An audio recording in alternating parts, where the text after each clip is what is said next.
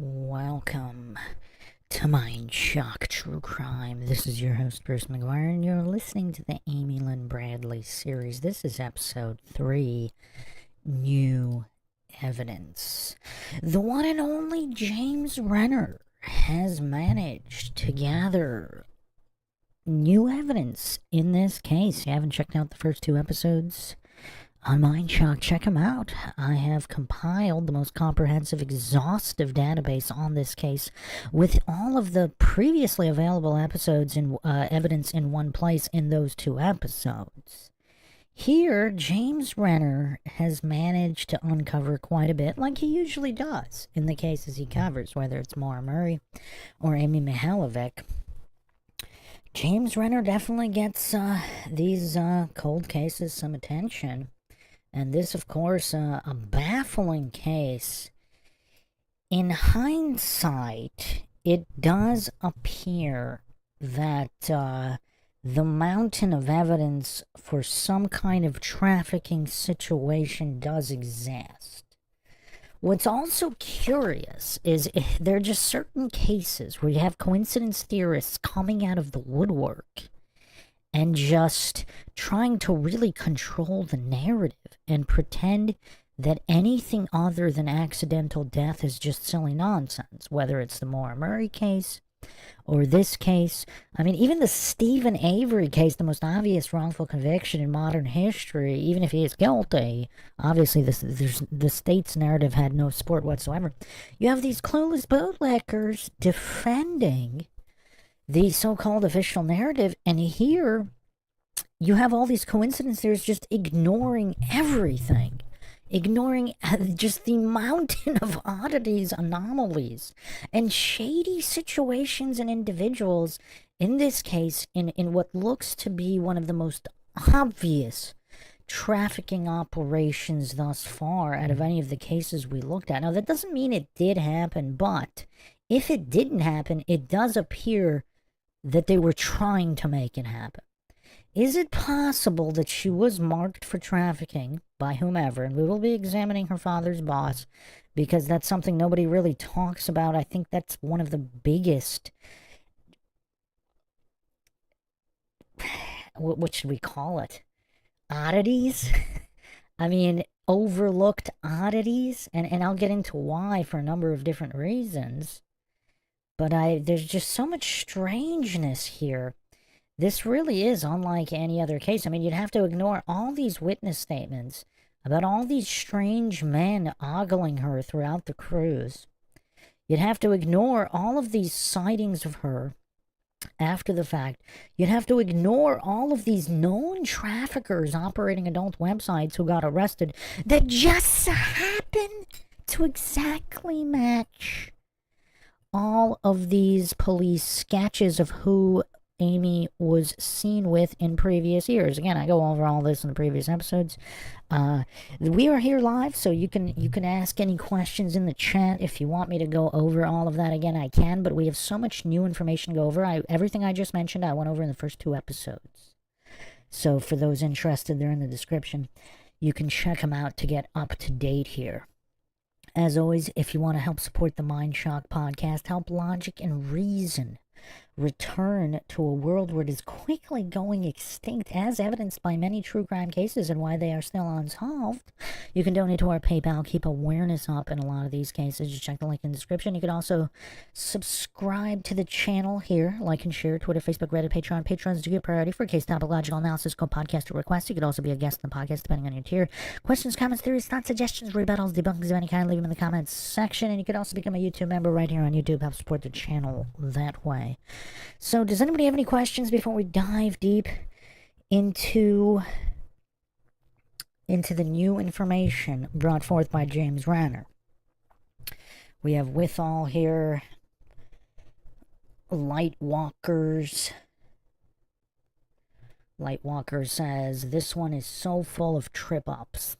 Yeah, I mean, there's so many rabbit holes here. For me, one of the biggest ones is also the so-called Soldier of Fortune. Now, this has been gone over a little bit, but if there is some kind of cover-up operation, it's just, I think there's more than meets the eye to, regarding...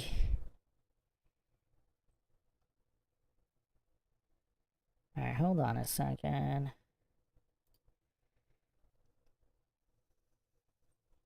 Yeah, I mean, there's a lot of new information, actually. We got a lot to go over here.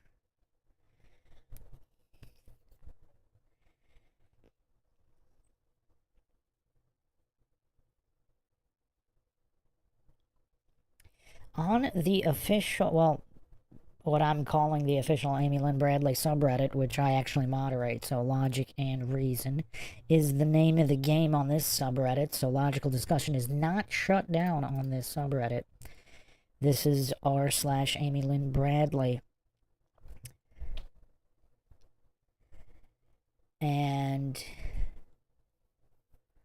what's curious is there are posts even 9 months ago, prior to James Renner releasing a lot of his info, that credible information was been received, which is curious.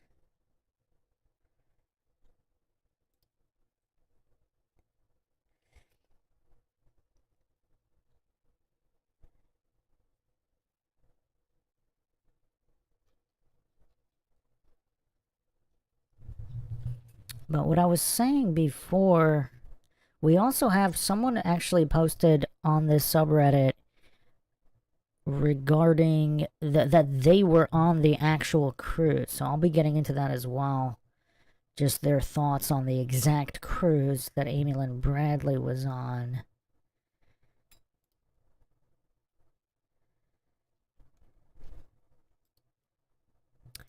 Just give me a second here. Just collating all the new information here.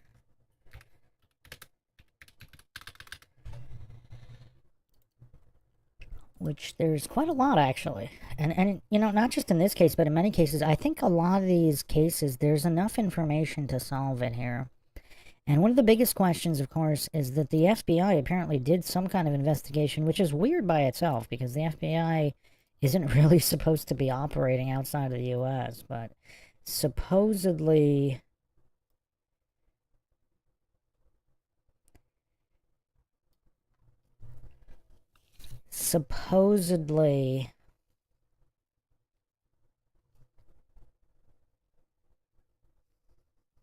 Just give me another second here, getting all the information lined up.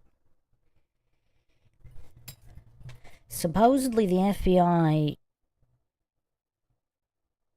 actually investigated, I mean, maybe it wasn't their own agents, but in association with another agency. I mean, I don't know who worded it this way, but they apparently did some kind of undercover operations in some of these escort businesses.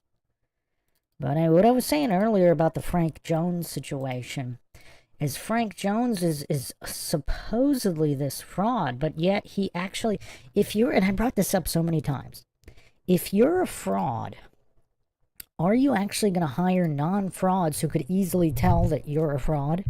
Because he hired legitimate, verifiable special ops guys to look for Amy. So, again, I went over all of this in the first 2 episodes, but it just seems like, oh, if you're just trying to get money for steal money from grieving family, why would you hire guys that could expose you? So, was Frank Jones some kind of real black ops guy? And his record's just been deleted, so nobody can find any info on him. And they threw him under the bus. If she was being held at this house at gunpoint or whatever, with not at gunpoint, but with armed guards, and all of it was legit, did they use him to kind of sweep this whole operation under the rug by pretending, oh, he's a fraud, everything he found was fraudulent, nothing to see here, and just pretend he's a con man? So, yeah, I mean, there's so many unanswered questions. Everywhere you look is an unanswered question. I mean, this is really a bizarre case. Okay. Clark Rice, welcome. I like the Bills, welcome. All right, so let's jump into James Renner's findings here. We're going to parse all of them, and then we'll get into other new information.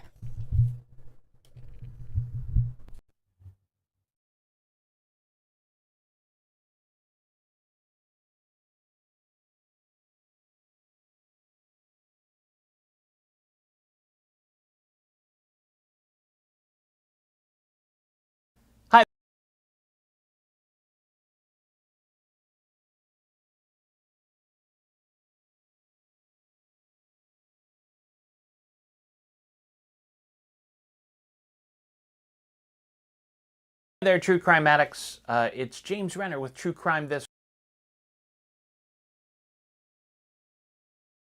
Hi there, True Crime Addicts. It's James Renner with True Crime This Week. Hey, this is a special episode where we do a little investigating into the Amy Lynn Bradley case. It's a very famous cold case, and I'm bringing this to you now because I need a little help identifying some women that you're going to see at the end of this video. And I wanted to share some new info with you that I think gives a deeper perspective into who Amy was and long-term might play into the case itself. I did put up a version of this video earlier, but I did want to make some changes for the record, and I think this will be a better version for posterity. Here we go. About 6 months ago, I began researching the disappearance of Amy Lynn Bradley, one of the most confounding mysteries in the true crime world. I'm currently writing a book about the case, which will come out in a bit, but I'm still tracking down a couple specific leads, and I wanted to reach out to the greater true crime community now for some help. I'm going to give a short overview of the case for those who might be unfamiliar with the story. Then I want to share a couple bits of information that I've uncovered. Finally, I will be sharing some photographs of women that are key to the case, and I hope you can help me identify some of them. If you're listening to this as a podcast, you can jump over to the True Crime This Week YouTube channel to see the photographs if you'd like to help. One other thing before we begin, I think this is going to be quite a popular case in the next couple years. There's currently a Netflix special being produced about the case, and they have uncovered some of the pieces of information that I have, some of the same info. You're going to meet the family as well as those close to Amy at the time of the disappearance, and it will change the way we all see the case, I think. From my experience, I can tell you that the Netflix production is being run by solid people who have the best intentions in mind. I think it's going to be really, really good. Some background. Amy Lynn Bradley was 23 years old when she disappeared in the Southern Caribbean on March 24, 1998. She was from Chesterfield, Virginia, outside Richmond, and had just graduated from Longwood University with a phys ed degree. She was planning to start a new job at her uncle's computer business, and she'd recently moved into a new apartment with a new little dog. Her parents, Ron and Iva, worked in insurance at the time, and Ron had done so well that year that the company awarded him and a few others with a free cruise aboard the Royal Caribbean ship Rhapsody of the Seas. At the time, the Rhapsody was the largest cruise ship in the world, but that would only last for a couple months. Today, it's considered a small cruise ship compared to the floating cities that have been built since.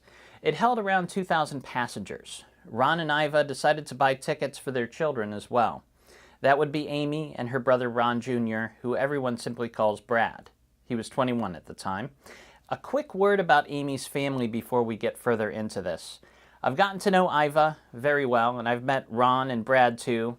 They're wonderful people, truly good souls. These people love their children, and the family was more like a group of friends than anything else. In many of these stories, the narrator will tell you that the victim was perfect to a fault or lit up the room. As a journalist, I've never known that to be true, until now. I've spoken to a dozen of Amy's close friends, and everyone who knew her talked about how full of life she was. In any friend group, there's that one person who was, kind of pulls everybody together, the cog in the wheel. That was Amy. She was full of life, full of adventure, and as hard as I tried, and I tried hard, I couldn't find a single bad thing she'd ever done to anybody. Like her mother, she loved people hard. So the family goes on this cruise in March of 1998. They leave out of San Juan and stop at Aruba for a day before the ship heads towards the Dutch island of Curacao, which is only about 65 nautical miles. As the ship traveled through the southern Caribbean, Amy and Brad attended a Mardi Gras party in the Viking Lounge, which is it's like the top floor of that cruise ship. As luck would have it, a private videographer was there that night getting B-roll for a video he was producing for another group of passengers. And he captured Amy on the dance floor. You can find those videos online, actually. And you can see her dancing with a man named Alistair Douglas, who worked as the bass player for the ship's house band, the Blue Orchid. Alistair is better known by his nickname, Yellow. That night, he was working as the DJ for the party, but he would put on these kind of long, extended songs so that he had time to go out onto the floor and dance with Amy. And when I say dance, it's what us kids from the 90s would call grinding. He was grinding against her. And the party went late into the night. Now, going back, you need your key card. The way the doors work on the ship, you need your individual key card. It has your name on it. And you swipe it into the slot, and the door unlocks, you go in. So there's a computer system that logs every time somebody goes back to their room. And that's how we know that Brad returned to the family room at 3:35 a.m., and Amy followed 5 minutes later.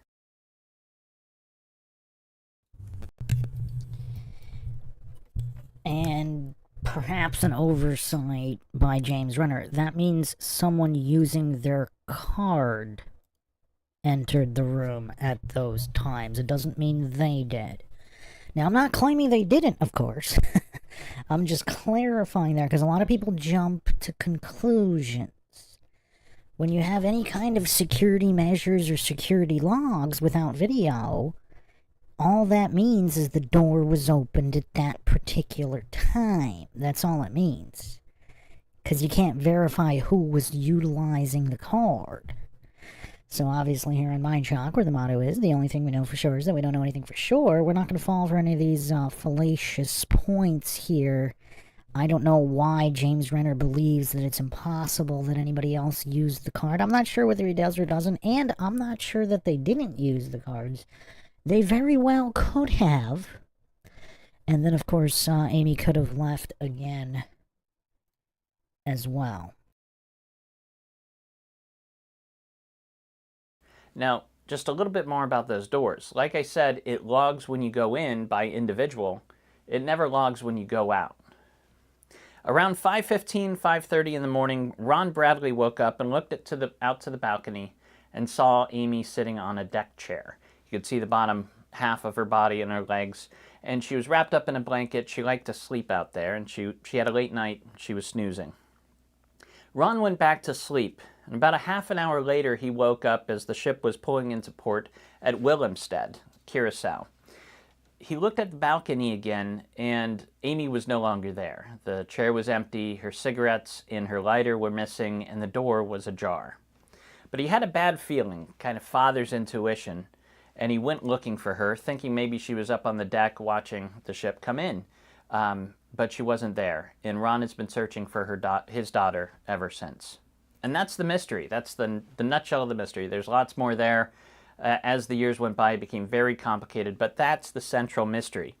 And to this day, there are two camps of thought in Amy's case. One, she was drunk and accidentally fell overboard sometime early in the morning. Or two, Amy was forced into a human trafficking situation in Curacao, where prostitution and human trafficking continue to this day. As crazy as that might sound on the surface, there is some circumstantial evidence, some compelling evidence that gives this theory some credence. For instance, there have been several really good sightings of Amy over the years, but there's a little more to it that I want to get to at the end. Personally, I don't yet know what to think. I haven't made up my mind either way, but I think I'm getting closer to an opinion.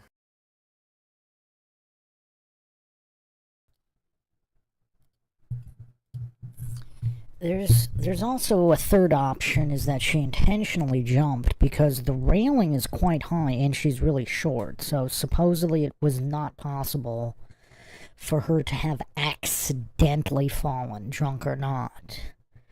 So that theory seems the least plausible based on the height of the railing from what has been shown. So supposedly, again, I have not personally examined that exact balcony, but allegedly from people who have, or people who talked to people who stayed on the ship, you would have had to climb on either the chair or the table in order to make it over the railing. And again, she was incredibly short. So, a basketball player maybe could have fallen over accidentally, but even then, possibly, you maybe would definitely have had to be drunk, and possibly, I don't know, in order to make it accidental. But let's continue here.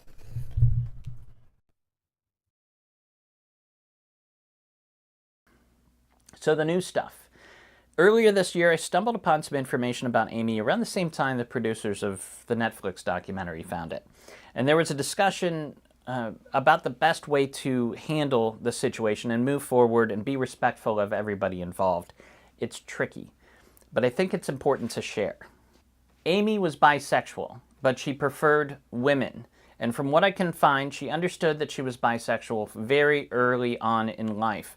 There was the occasional boyfriend, but the close, long-term relationships she had were all with women.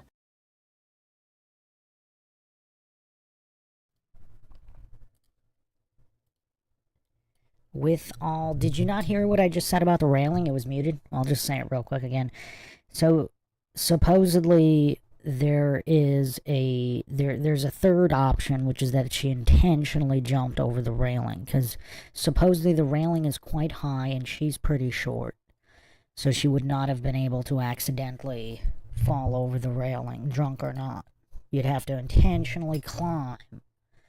Now again, I have not personally inspected that railing, but from what has been said and the images that are available, it seems like that's accurate. So of the three options, accidentally falling over the railing seems to be implausible. So there could have been a trafficking situation. She could have also possibly ran away herself off the ship. I guess that's possible. And either was trafficked later or not. I guess that could be another option he didn't go over. But anyway, so now here he's saying that he has definitive information that Amy Lynn Bradley was bi and favored women, and this is an early rumor again. So coincidence theorists, they always hallucinate that any kind of rumor means automatically untrue.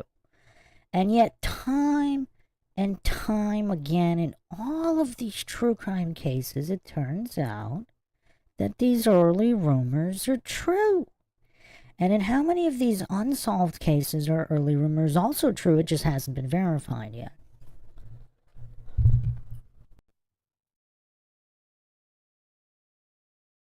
She had come out to her parents during college, and she was happy about the choices she was making.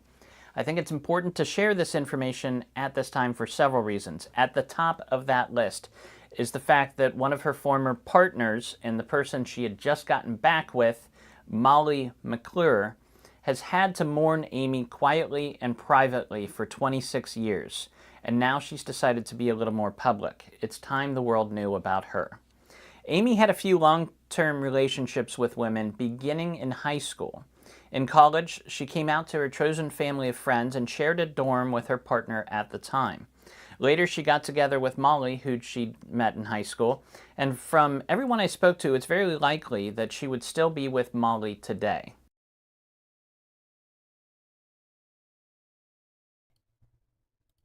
Let's also keep in mind a very important point here that James Renner is making.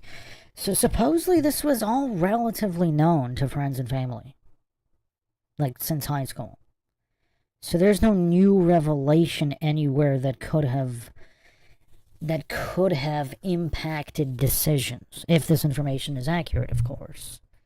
This is what James Renner is reporting, and again, I'm not alleging that he's lying in any way. From all the cases covered, from Maura Murray to Amy Halvik, every time there's ever been doubt in Renner's direction, he's been vindicated every time. Not necessarily in being correct, but in honestly reporting what was told to him. That doesn't mean what was told to him is accurate, but it means he is honestly reporting and putting forth information as it's been given to him with no deception on his part. That has been the case since episode 1 of MINDSHOCK Maura Murray that I have observed. Now, again, doesn't mean he's not lying about other things we don't know about, but from everything that has happened over all these years, I have yet to see a single instance where he was proven to have been lying, where there are many, many instances of him being vindicated, just for the record.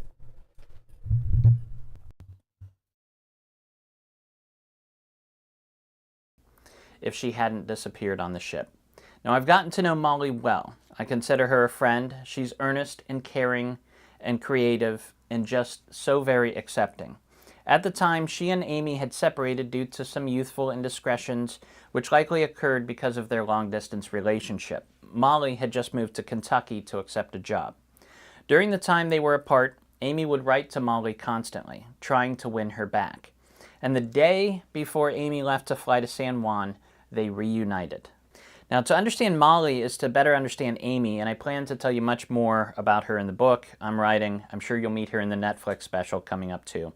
What I'm trying to convey is that Amy had love in her life when she went missing, and a lot of reasons to come home. Now, I could use your help bringing some closure to this case. I mentioned there's some circumstantial evidence that Amy was taken off the ship that day in Curacao and secreted into a human trafficking operation. One of the main pieces of evidence for this are pictures of an escort who worked in the Southern Caribbean a couple years later. At the time, there was a popular resort on Margarita Island that was run by a company called Affordable Adult Vacations, which sold week-long trips to their brothels for the discount price of $2,700.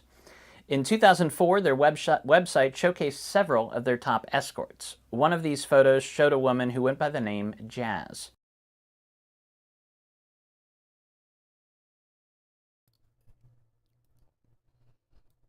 I'm also going to highlight an important note here. I'm not sure if James Renner has highlighted this, but a lot of people, they think that the website is not accurate or something of that nature.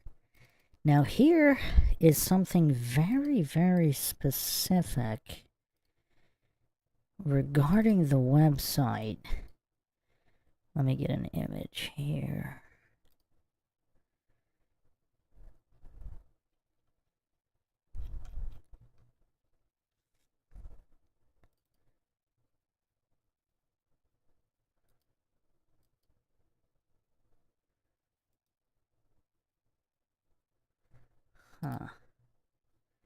Give me a second here.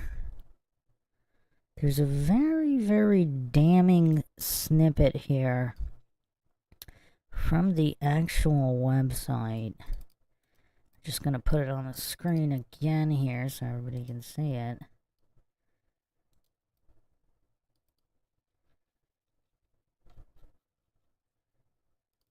Okay.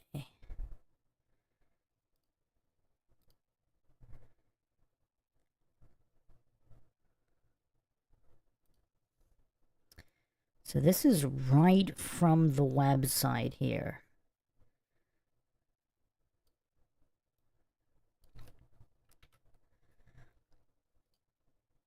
Our picture promise. Any photograph used on this website is a photo of a real escort, building, or scene. I am not implying that the escort is actually available, but the photo is real and not a picture of an otherwise never available model. We frequently have more girls than we advertise. It is simple for me to delete pictures. It is much more difficult to find a sunny day when I am not busy with guests to take photos and edit them.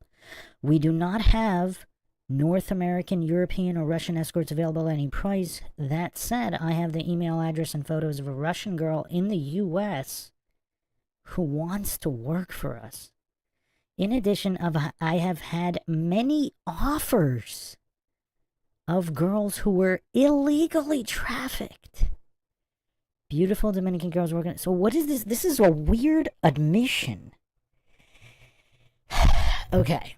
So he says that there are not any North American, European, or Russian escorts, except for the Russian girl in the U.S. who does want to work for them. So I'm assuming the owner of this site is claiming that she can be gotten because she's ready to work.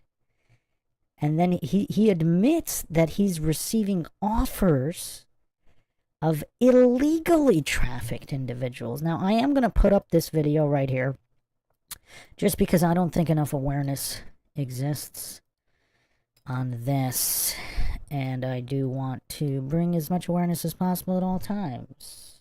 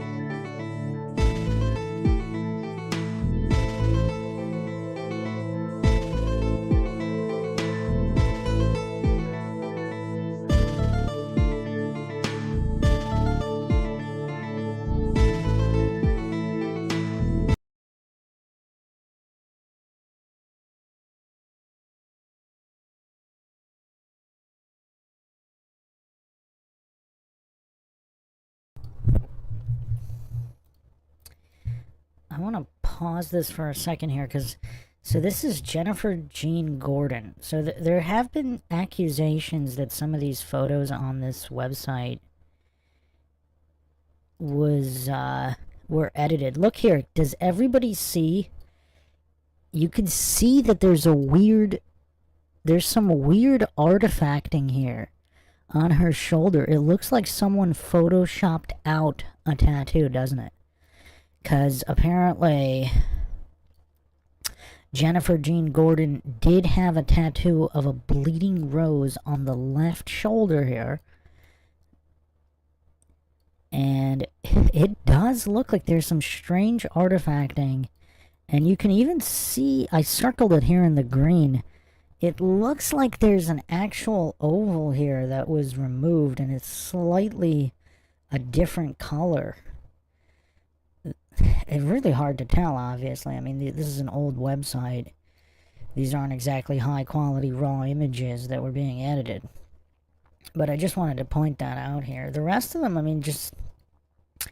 they're such dead ringers, and I can't help but think, why would somebody specifically admit they would claim to not have... like, why specifically claim to not have North American, European, or Russian escorts available, and at the same time admit that there were offers of illegally trafficked individuals? I mean, how bizarre of a statement is this? Is this a low IQ criminal? I mean, this is almost blowing the whistle on themselves. Like, why the need to say that you don't have these other types of escorts while at the same time admitting you've had offers? That doesn't make any sense. Like, why even mention it at all, guilty or innocent? It's kind of weird. Kind of weird.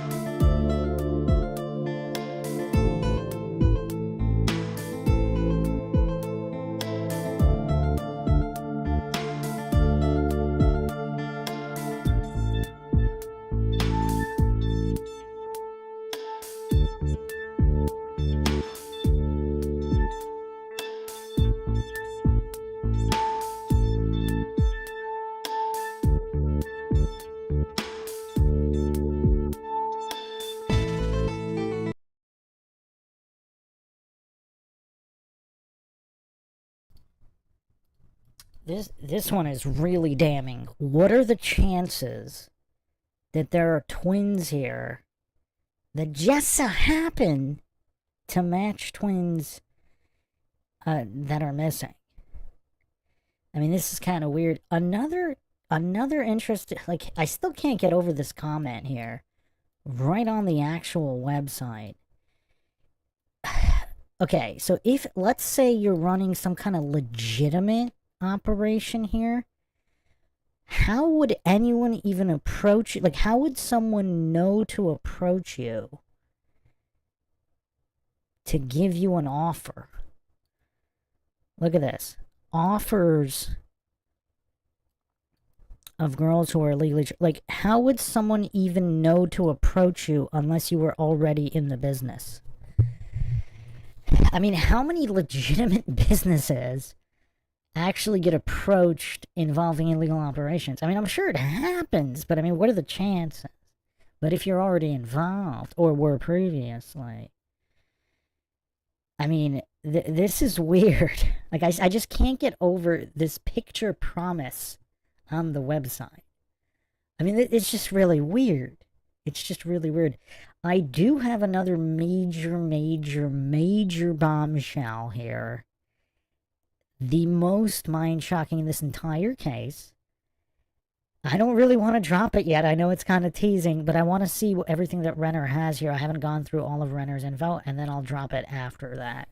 But it is connected to the website and all of this and all of these other missing people.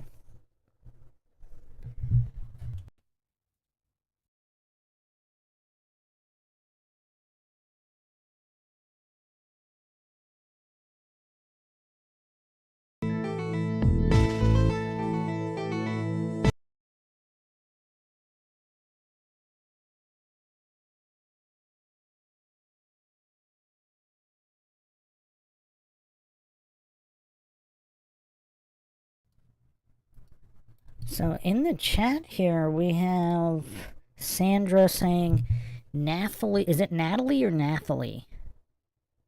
From Belgium was very nearby where I lived. She went missing going to school. Yeah, I'm familiar with the case.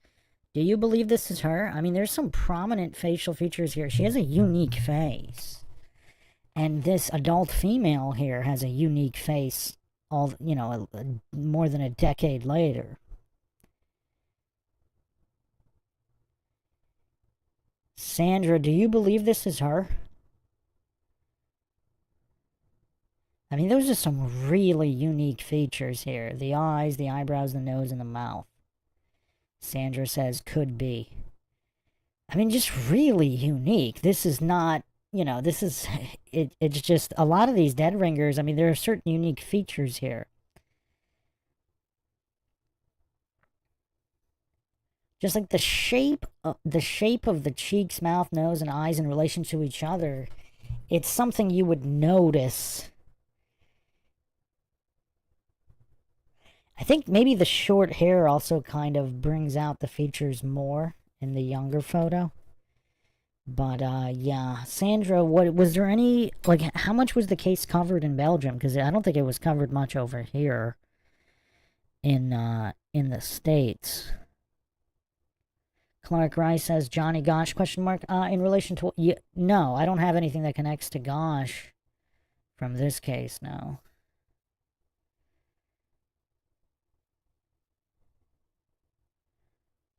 But yeah, all these cases pretty sad.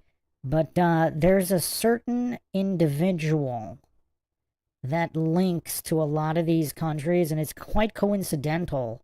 I mean, how coincidental is it that this Caribbean adult vacation website just so happens to have dead ringers for all these Europeans and Canadians while claiming...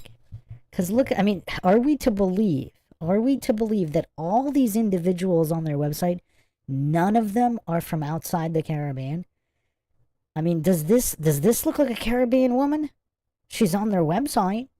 And I mean, look at the claim here. Look at the claim here. We do not have North American, European, or Russian escorts available at any price. Are we to believe that this is a South American woman here? These are all South American women? I don't know. I don't know. I mean, some of them for sure.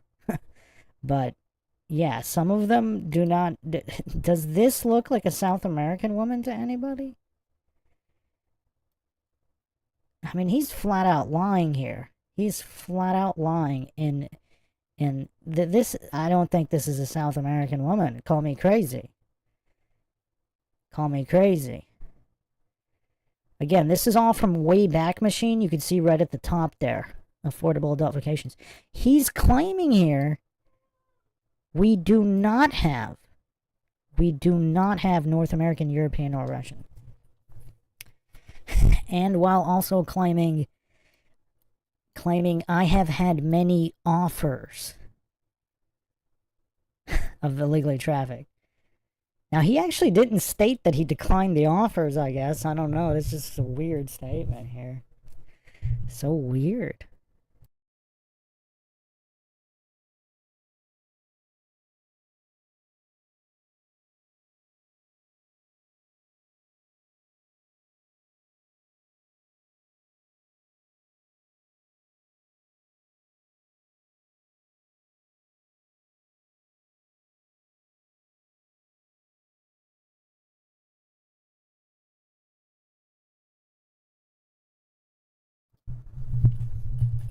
I don't know.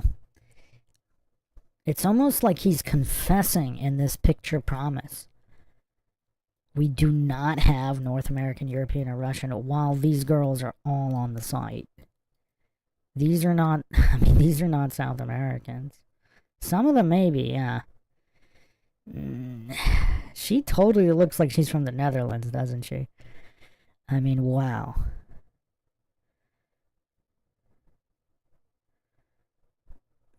Yeah, some of these... This is a South American woman?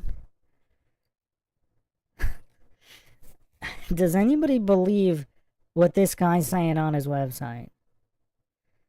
She doesn't look South American either.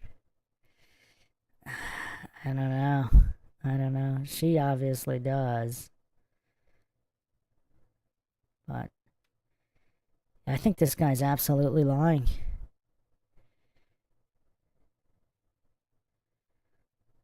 I think this guy's absolutely lying.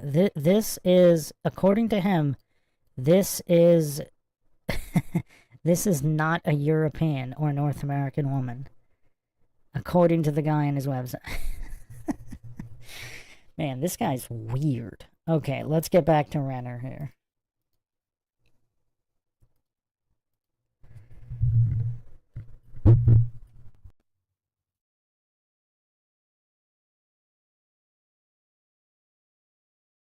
And many believe that she bears an uncanny resemblance to Amy Bradley. Here's her photograph.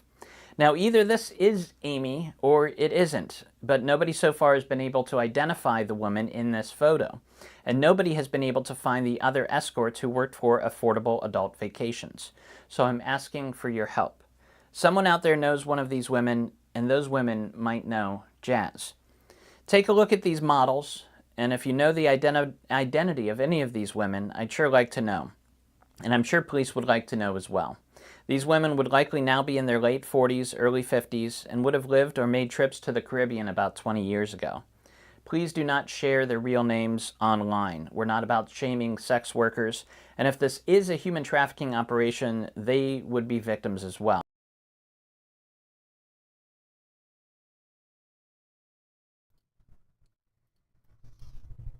I mean, that's actually a really good point by Renner. If they're not the people that I matched up in the previous collage, who are they?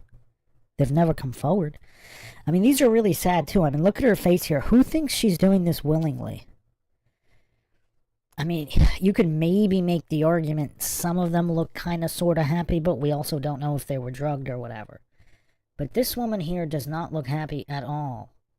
I mean, does anybody think that this is consensual here? I mean, I guess theoretically you could say she's ashamed. She did do it of her own free will, and she's extremely ashamed. But that's not what I'm saying here. She looks distressed here. And again, if these people were all doing it willingly, not a single one of them could be found or came forward. In episode 2, I actually went over footage from documentaries, and none of those women have ever been identified either. There were a few who did come there willingly, though, like locals who just wanted to make extra money. And they weren't there for long. They left. Now, we don't know exactly if they went back home or if they were further trafficked from that location. But, it wasn't 100% black and white. They might have also changed the way they did business after the attention this case got.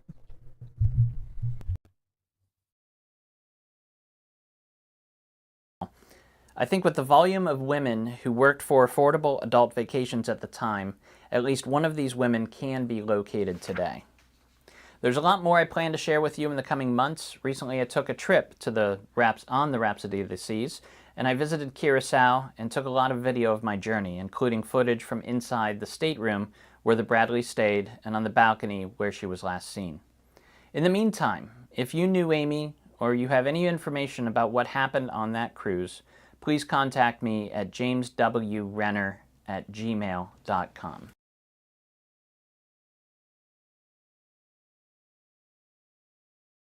Hi there, True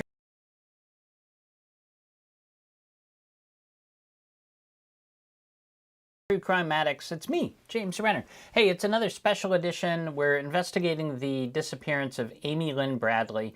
I'm slowly chipping away at a book on the case. It's going to be a long time before it actually comes out. But I am coming to you again for some help. If you didn't see my last video, check it out. We're trying to identify some women that might be key to the case. But I wanted to share with you the ship, a Rhapsody of the Seas, the ship that Amy Lynn Bradley disappeared off of on March 24th, 1998. So I recently took a trip aboard the Rhapsody of the Seas and visited Curacao, and she disappeared as they were pulling into port in Curacao. And it's rumored that perhaps she was taken off the ship and ended up into a human trafficking situation, which led to those photos from the Escort service. We don't know for sure. We're trying to identify those women, but to allow you to picture the case a little better, I took a bunch of video, a bunch of footage from the voyage aboard the Rhapsody of the Seas, and I wanted to share it with you now. So here we go. Here's the Rhapsody of the Seas.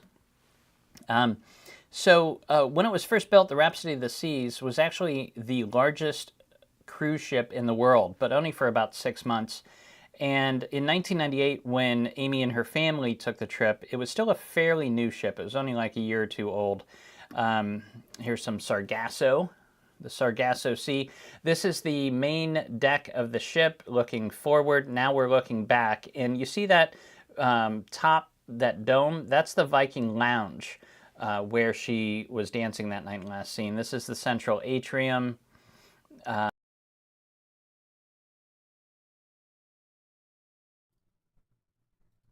Are there any cruise ships out there that are more impressive than this even today? So this was what? This was 98 and it had already existed for at least a year or two? That's incredible. I mean, this is like straight out of the... Imagine the late 90s. Taking a cruise ship on this in the late 90s? I mean, that's extravagant. That's extravagant.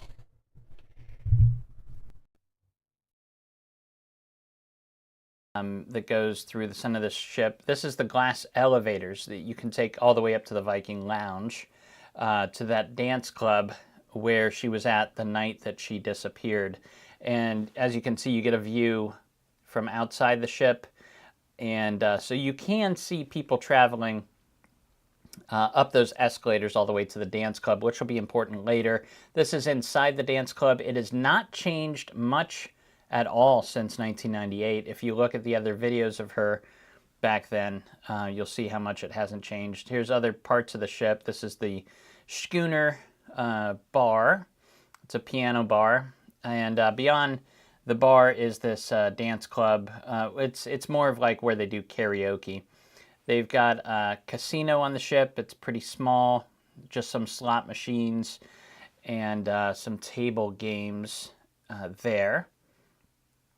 And then outside the casino are all these plaques, certificates for when they arrive at a new port. They get these little plaques. So they've racked up quite a few over the years. This ship has been all over the world, but now it's back in the Southern Caribbean. This is important. So Amy's family took some pictures on the ship, available all the time. And somebody actually stole Amy's picture. We don't know We don't know who. The main dining room here. Oh, Free Winds. So this is the Scientology cruise ship. It was parked beside them when they were in Aruba. It was.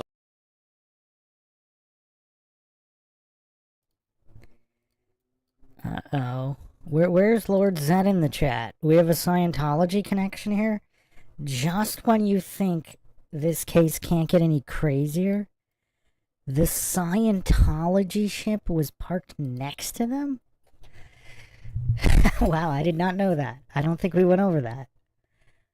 That's kind of interesting.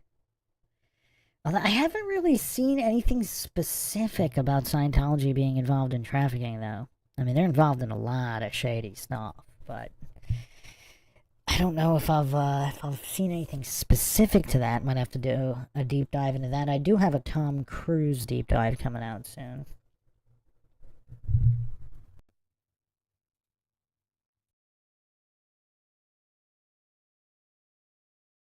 Parked beside them when they were in Aruba. It was also parked next to us. I think it stays in Aruba most of the time. And then here is Curacao. It's changed, I'm sure, quite a lot in the last 20 years. Porto Marie is where one of the main sightings occurred. This scuba diver, about 5 months after Amy's disappearance, was here at Porto Marie. And back then, it was a very isolated little beach. The tourists didn't know about it. Now it's much more popular, but back then it was pretty secluded. And he says he is sure he saw Amy Bradley on the beach back in August of 1998. Curacao is relatively safe these days, but I did drive all around the island. There's some pretty ghetto places still. If you see the back of the ship, this is, look down at the bottom. I believe that's a deck that was only used by the crew, which is why I took a picture of it. But it's still a pretty large cruise ship.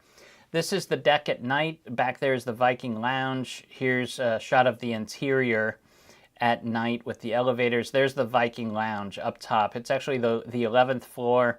It's as far as you can go on the Great Glass elevators.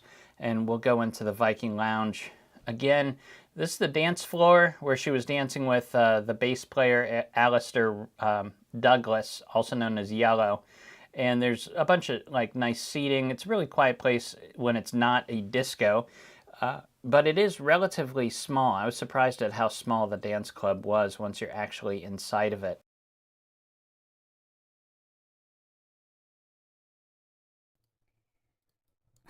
Renner's got some interesting expectations. I mean, is he a frequent Vegas high roller? I mean, he thought that casino was small, this lounge is... I mean, these are pretty huge. Like, even for not being on a cruise ship, these are still relatively large areas. I mean, obviously not as big as a giant nightclub in Vegas, but it's still pretty big.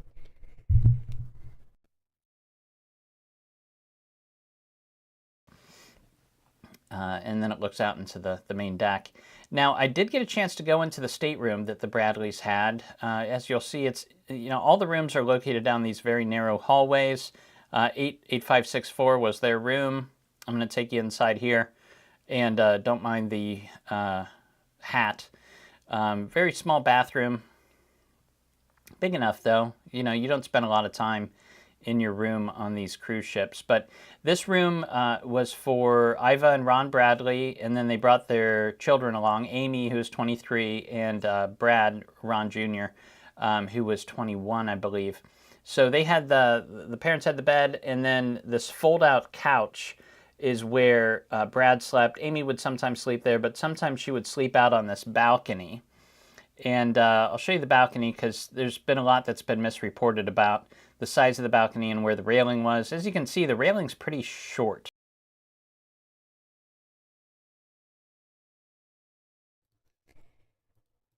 So this is definitely kind of interesting because originally it was reported that the railing was quite high.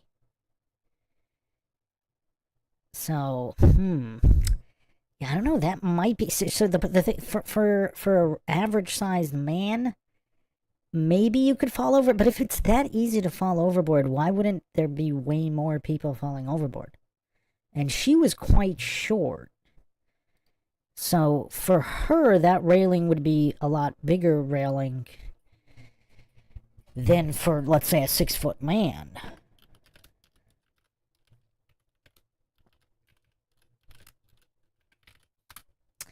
I don't know. Was that the exact same railing back then too? Because there was so much written about how the railing was too high to go over.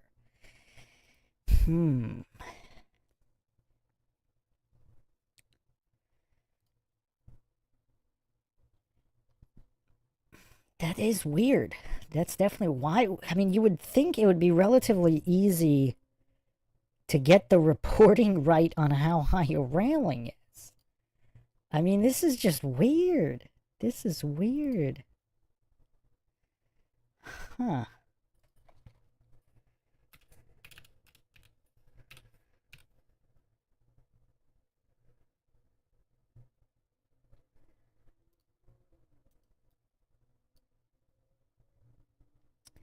Just give me a second. I'm trying to track something else down here.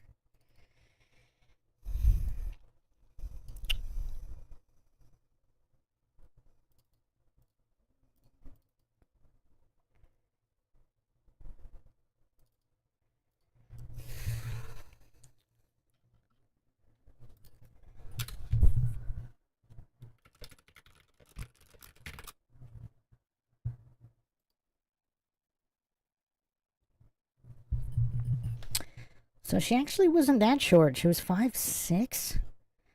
I wonder if that was misreported early on also. That's so weird. Huh.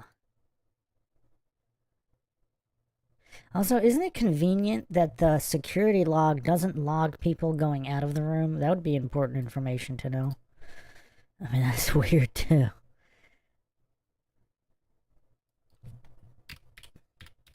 She's 5'6"? Man, I really thought she was shorter than that. I wonder if she was always reported as 5'6". Huh.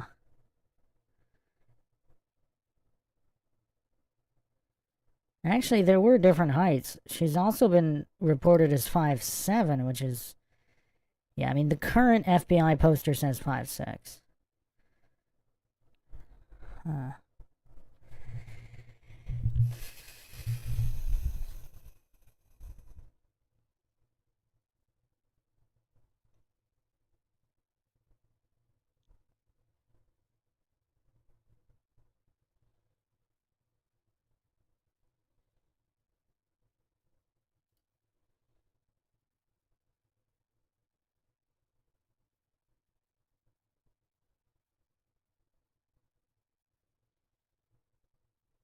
I mean, the other point, of course, is, I mean, they were pretty close to shore at this point when she went missing.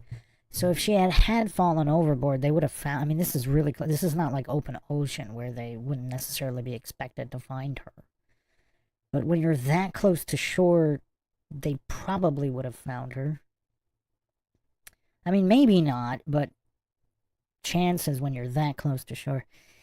I don't know. What does everybody think here? Was this the exact railing? And if so, why was so much hoopla made about the railing being taller than a normal railing? Because that does look kind of normal. That looks like an average railing. You would think it would be at least a little bit higher for a cruise ship. But on the other hand, it's not like that happens that common. Sandra asks, heels or no heels? That's a great question. But you would think if she's relaxing, if she's sitting and relaxing, then she wouldn't have had the heels on unless she's slipping them on. Would she wear the heels out onto the balcony if she's sleeping out there, or would she kick them off before going on the balcony? Now, contrary to what some people might believe, I don't wear heels, so I don't know. So all the ladies out there, if you're going to relax and sleep on a balcony, are you going to kick your heels off pretty much as soon as you enter your room? Or are you going to actually be in your heels, walk out onto the balcony with the heels? With all says F yes to which one? To which one? Are you're gonna kick them off right away, or are you gonna walk your heels all the way out to the balcony and then sit in a chair and then kick them off? Okay, with all says off. Sandra says yes, heels go off. that's what I mean, especially if, I'm just thinking, if they're that uncomfortable to wear, why would you wear them longer than you need to, especially if you're going to relax and go to sleep? You'd kick them off instead of trying to wobble your way out into the back, especially if you're drunk, right? Unless if you're that drunk you don't realize you have them on. I mean, we don't really know how drunk she was, but unless, okay, I don't know. Unless she's getting up from the chair and she's putting them on and she falls while putting them on. But even then, it's not like she's over 6 feet tall. I mean, even a 6-footer, I mean, maybe a 6-foot tall woman. I mean, I don't know. Would a 6-foot tall woman accidentally fall over the railing? I still don't think that that's that plausible, because you would think with the amount of drunk people on cruise ships, it would just happen way more frequently if it was that easy.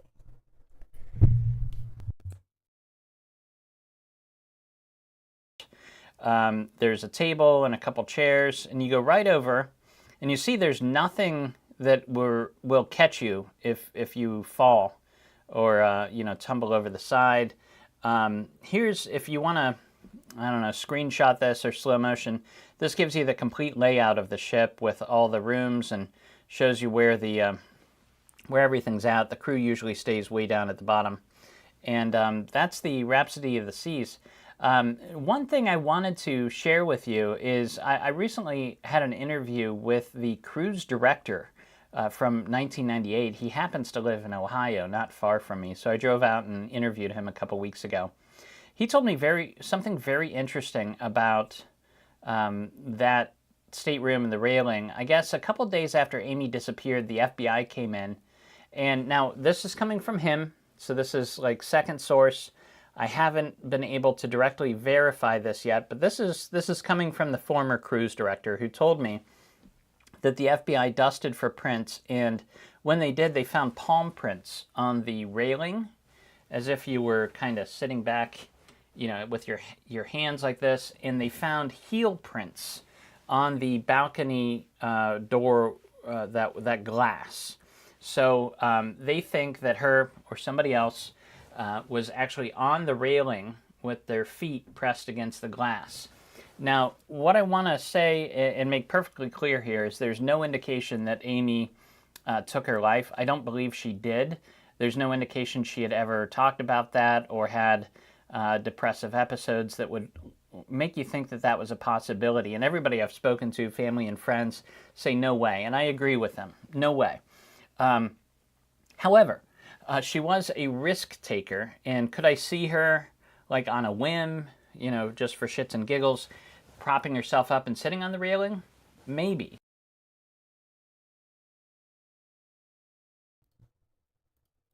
At the end of a night when you're exhausted and you want to go to sleep?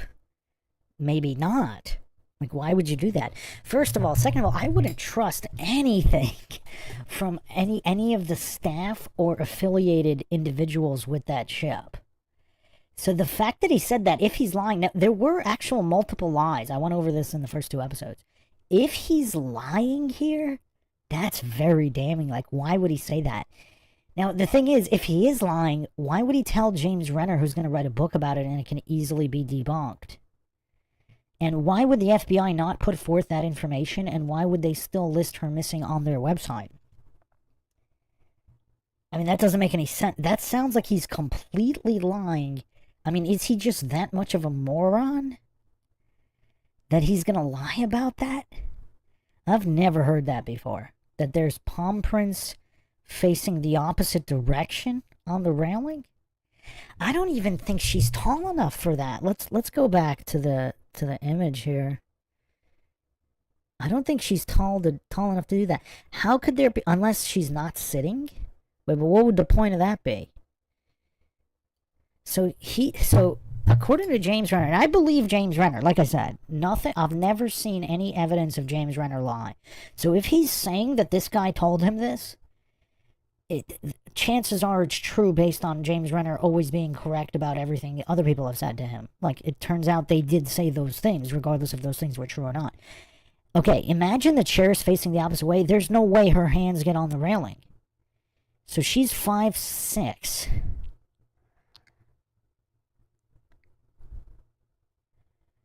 How did she get there? So she would have had to sit on the railing with her hands facing backwards and her heels to the door. Did anybody do a measurement of this? If someone is 5'6" and their legs are straight, I'm not sure that's enough room there. I mean, look at the chair.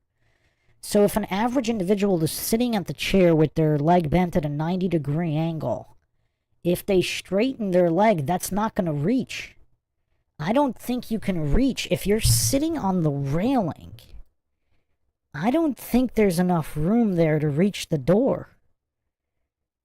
Look at that. I mean, if you're a basketball player, sure, like a male basketball player. I think did she play basketball? I think she played basketball.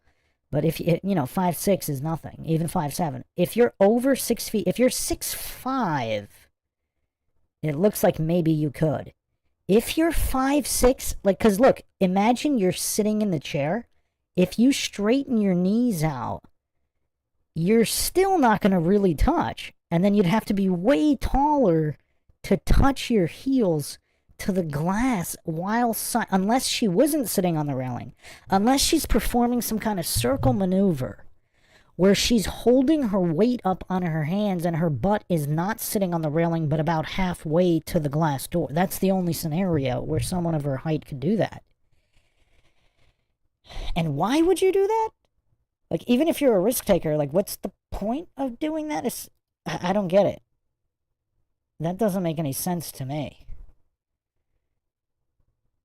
It doesn't make any sense. This looks like a flat-out lie. Now, I'm sure somebody's palm prints could be on the railing, but did they ever say if it matched her size hand? Because that's important information.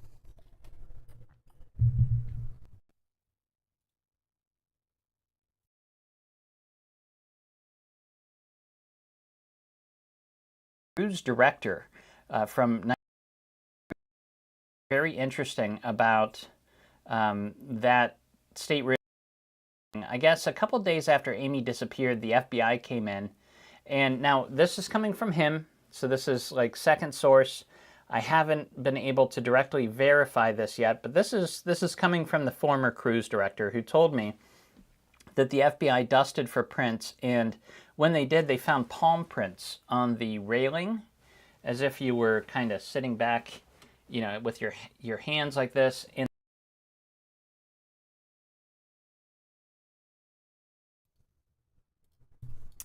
Clark with definitely a dark mind here, but Clark Rice, quite the detective. Quite the detective. See, my brain would never go to something like that, but Clark's does. Pardon for the dark mind, but could she possibly have been receiving a sexual act on the railing and accidentally slipped over? Could have been helped uplifted. So here's the other thing. Okay, let's say that happened.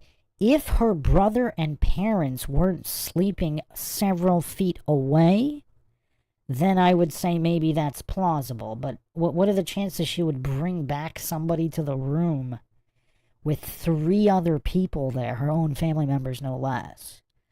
I mean, yeah, maybe if they were friends and that was their usual setup. But, I mean, Clark, you do have a dark mind, but that might actually explain the prints on the railing and the heels on the door. I suppose it would. I'm still not 100% sure on the dimensions. Could it have been another individual? Could that have been her brother with a girl hours earlier when there was nobody in the room? Or could they have been there from the previous occupants? I mean, how thoroughly do they clean the railing and the exterior of the glass door? Pinto Sack says, I was recently on a cruise and it's crazy how casually people lean over the railings. Clark Rice says that's why they were out on the balcony. Yeah, I don't think they would have chanced it, though. Because, first of all, I mean, I don't know how soundproof that door is in the first place, but to just walk an additional person through the room with 3 other people there? I mean, the room's not that big. I mean, if it was a really giant suite or something, maybe, but I don't... It seems very implausible that she would bring someone back, because why didn't she just go to the other guy's room? So, yeah, I don't know. If this was in another balcony in the other guy's room, then yeah, that might be a lot more probable. Or girl's room, whatever. Pinto Sax says pays to be a pervert, Clark. Well, yeah, I would have. My brain would have never went there first. Like you heard me, I was like circus act, like someone's doing a workout or something. I suppose it could. We would still need to verify the dimensions though, because actually, I'm still gonna lean no because in that position, she would have to be taller to get the heels to the glass door, right? Unless, okay, it doesn't make a lot of sense because you would position yourself up against the walls on the side. Yeah, that doesn't make sense why they would be positioned that way to the railing. And I think she's too short at 5'6" to do that anyway.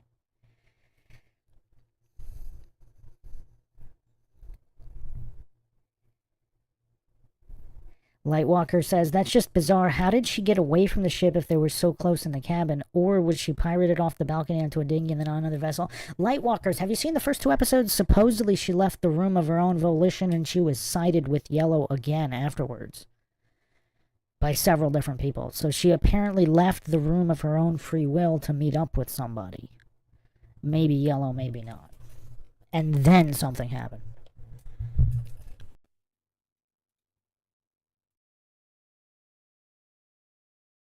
And they found heel prints on the balcony door, that glass. So they think that her or somebody else was actually on the railing with their feet pressed against the glass. Now, what I want to say and make perfectly clear here is there's no indication that Amy took her life. I don't believe she did. There's no indication she had ever talked about that or had depressive episodes that would make you think that that was a possibility. And everybody I've spoken to, family and friends, say no way. And I agree with them. No way. However, she was a risk taker. And could I see her like on a whim, you know, just for shits and giggles, propping herself up and sitting on the railing? Maybe. Maybe. But to do that, did she fall off? I really don't think so. You look at the father's statement, and he saw her sleeping out there in the morning, went back to sleep. Half an hour later, he wakes up. The balcony door is ajar. She's gone, and so are her cigarettes and lighter. So I think she walked out of that room. I would think she went up to a deck. But it's interesting, that detail about the fingerprints, if indeed it does check out.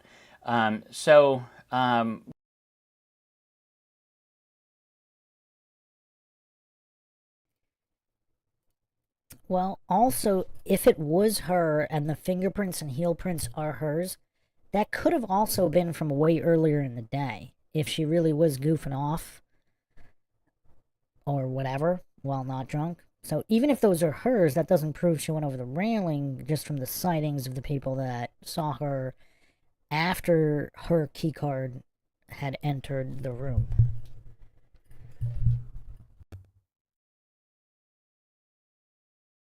What do I think happened? I'm still trying to form my opinion on that. I think it all hinges on whether or not the woman from those escort photos that looks a lot like Amy is Amy. I mean, they've had forensic people.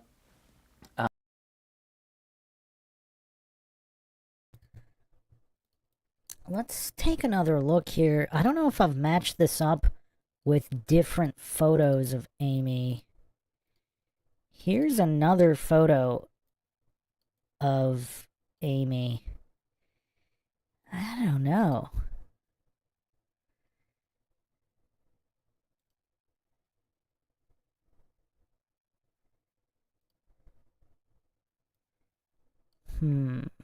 She looks a little Amy herself looks different in these 2 different photos. So the fact that this jazz escort doesn't look exactly like her, what does that mean? I actually think her face looks a little bit more similar to this older photo of Amy than Amy on the ship. What does everybody think?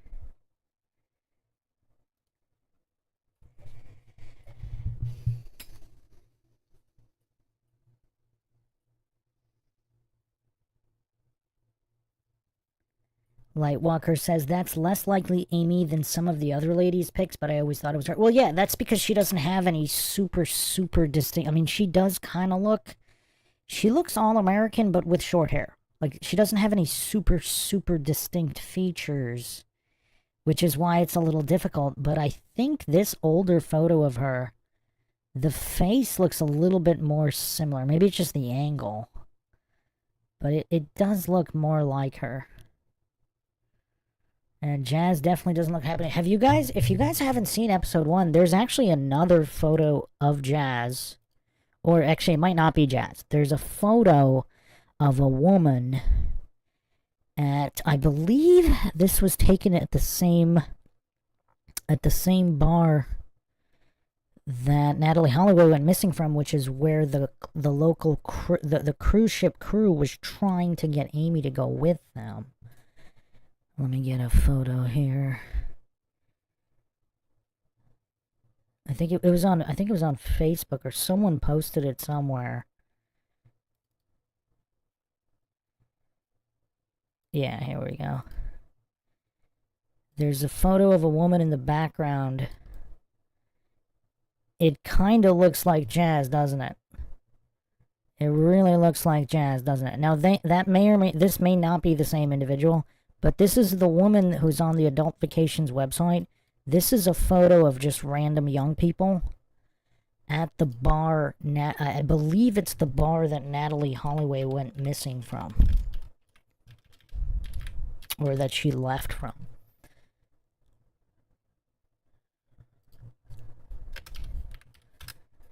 And this is the same bar. I think I have a photo of the bar as well.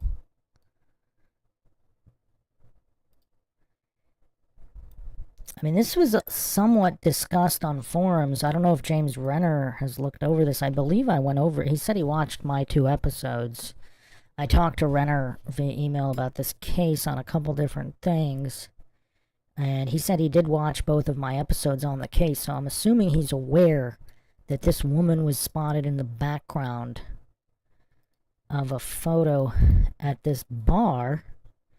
And this is... I think I have an outside shot here.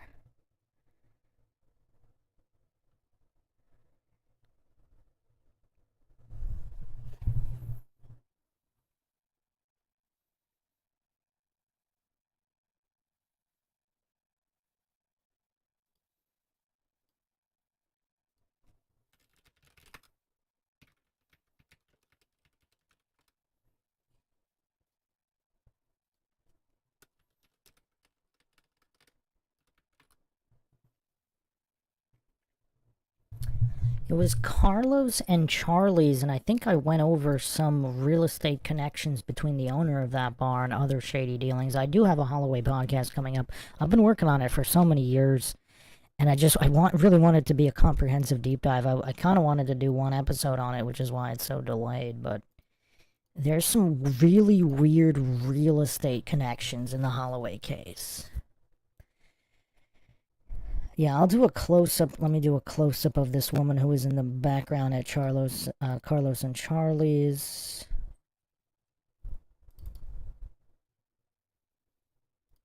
So this is a closer image. Is this her? It kind of looks like her, doesn't it? It really does look like her. I mean, look at the eyes. The eyes and the eyebrows are practically identical. And the hairstyle. She's got just, pieces of hair over her eyes like that. Like, the hairstyle is practically identical. Look. Just the length of the hair, of the bangs going in the eyes. Looks like the same color lipstick, too. I mean, obviously the angle of her face is different, but this is the woman in the background at Carlos and Charlie's. This appears to be the same woman. This seems like it's Jazz. Now, whether or not that's Amy, that's another question.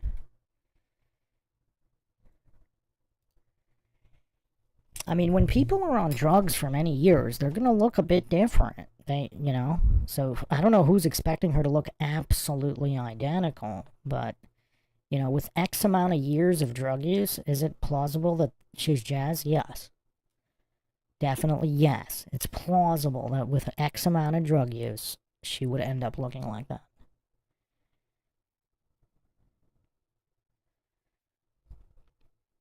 Lightwalker says, that's crazy how they get these ladies to act and smile like they're truly happy. Must keep them at gunpoint because they don't look drugged in these pics. I think Jazz looks drugged. Some of the other ones, maybe not. Maybe not, but what kind of drugs? Like, you know, there's all different types of drugs, so it's not necessarily drowse-inducing drugs. I think they're drugged. Pinto Sack says, can't AI tell us if the faces match? The problem is, the AI only really works well with high-quality images. So if you have high-def images, then yes, it can tell. The problem is with this amount of degraded imagery, I mean, these are not high-quality images. Now, it can do a little bit. I believe it did match, I think it was over 60%, but I think 70 to 80% is preferred to be a solid match. And even then, I mean, that's not guaranteed. I can do it. I haven't done it in a while. I wonder if you know, the latest Gen AI can give us something different. I'm not going to do it right now. It might be time consuming. I can do it for the next episode if you guys are interested.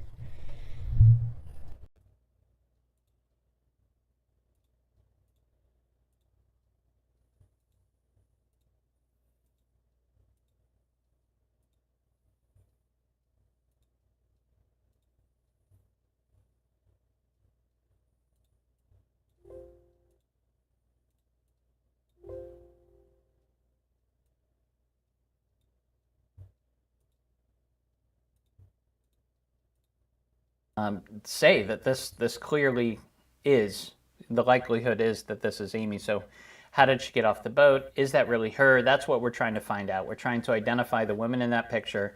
And I think the key to doing that is identifying some of the women she worked with at Affordable Adult Vacations back in 1998. So if you could help me out, if you happen to know Amy or have any information about the case, as always, please email me directly at jameswrenner@gmail.com. And that's all for today. I'm going to keep you in the loop with developing information about the Amy Bradley case. I'll probably do 1 or 2 more episodes like this in the coming weeks. But yeah, so here we go. It's a confounding mystery, but let's see if we can figure it out.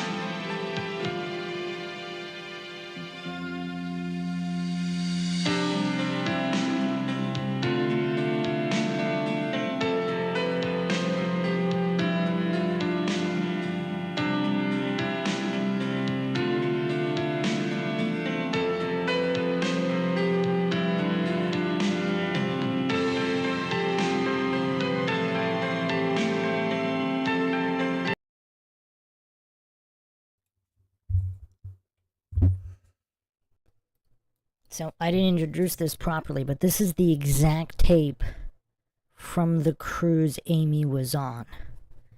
So Renner managed to find it. Let's continue watching here.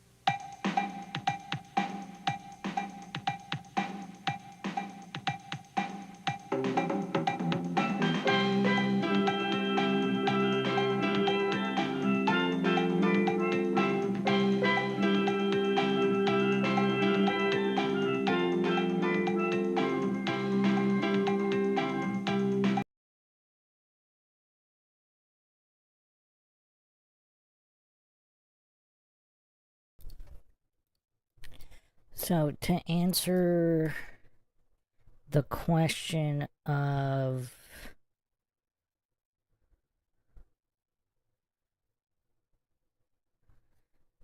Pintosec, did she make the final cut in the video, or was the footage of her dancing just random B-roll? She was ordered to have been edited out, so all the footage of her was removed. So Fenwick, the videographer, I went over his account in the previous episode. You can check that out. Very, very shady account. I'll go over it again here later. But let's finish the video.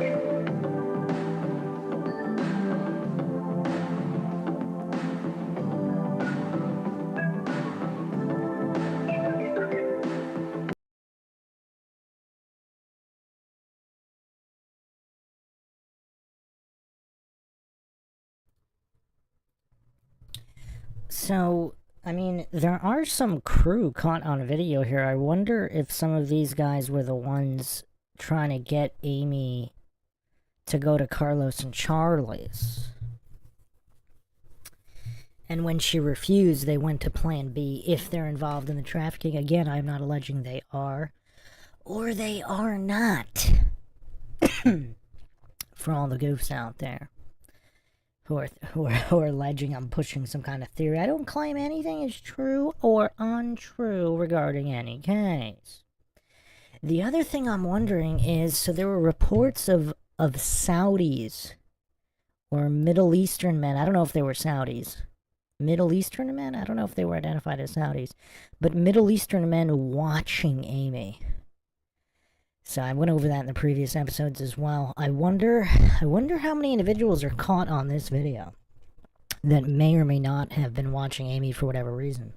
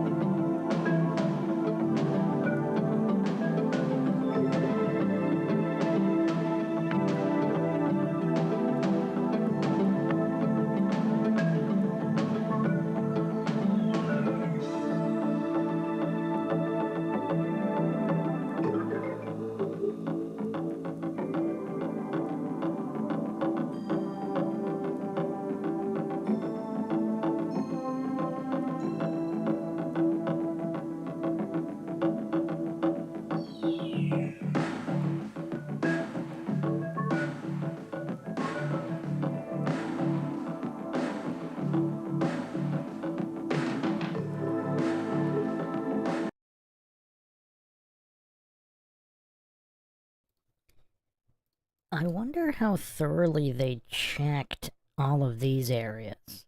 Like, did they really check every single washer and dryer?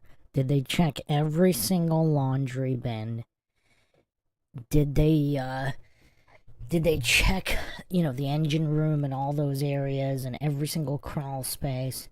Although, I suppose the easiest way would be to stuff a person in someone's luggage, right? Because they're not going to open every single guest's luggage, right? So if you're either a crew member or a guest, you have some luggage in your closet. Did they? I don't think did they open up? They might have opened up every room to check the room quickly.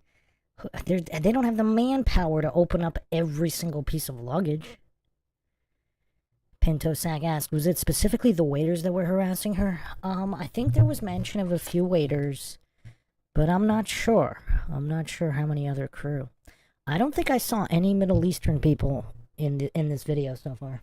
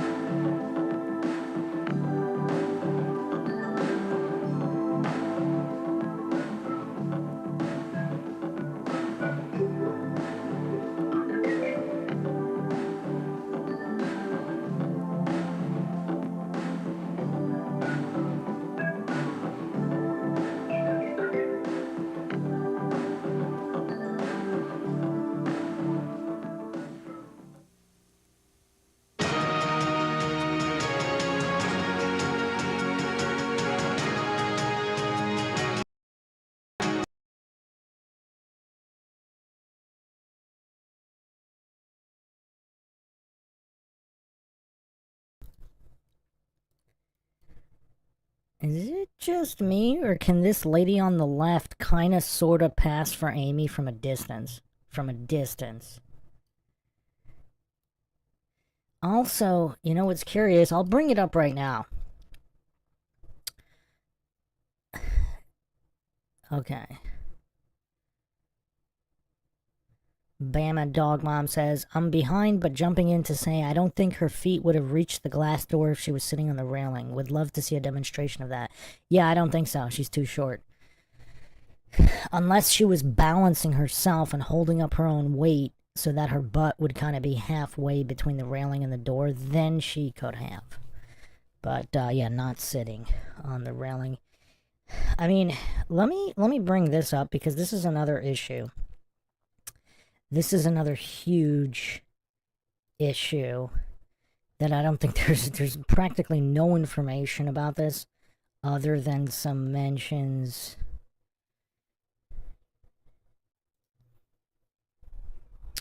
Oh, by the way, someone in the Reddit actually did do an AI comparison. The one I did a while ago actually probably had a similar result.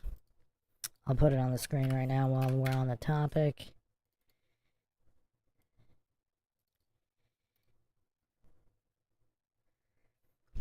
But this is relatively old software, I believe, so this is not the latest generation.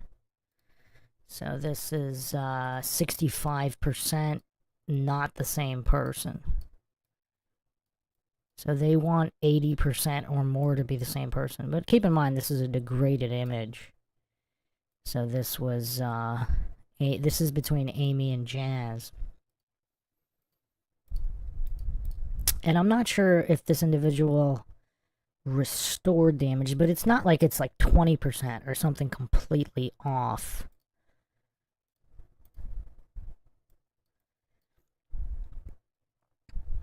Yeah, I don't know. Her eye, I mean, the eyes do kind of look pretty similar. I don't know. That's a tough one. Yeah, I'm gonna have to do it again with better tech, with the latest generation. But yeah, if you get people that are nothing close, I mean, 65 isn't that far away from 80.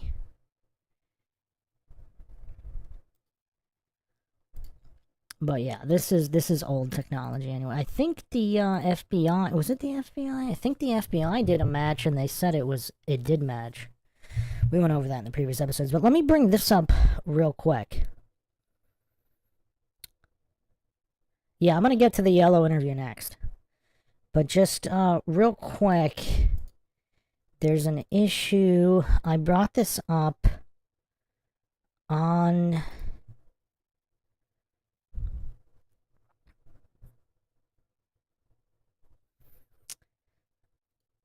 I brought this up.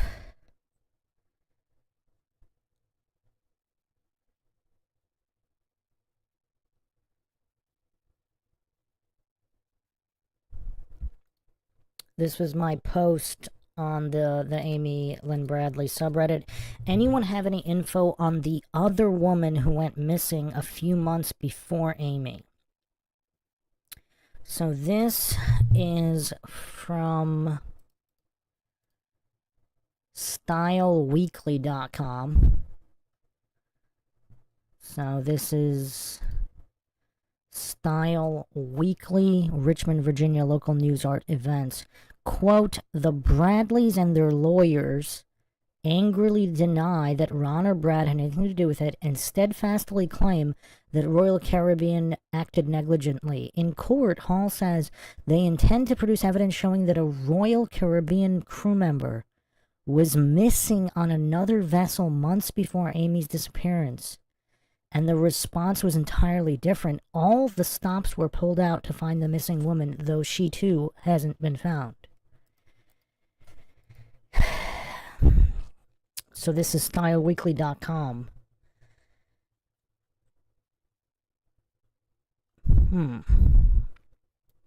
I believe there was another reference. This is April 28th, 1999, this article here.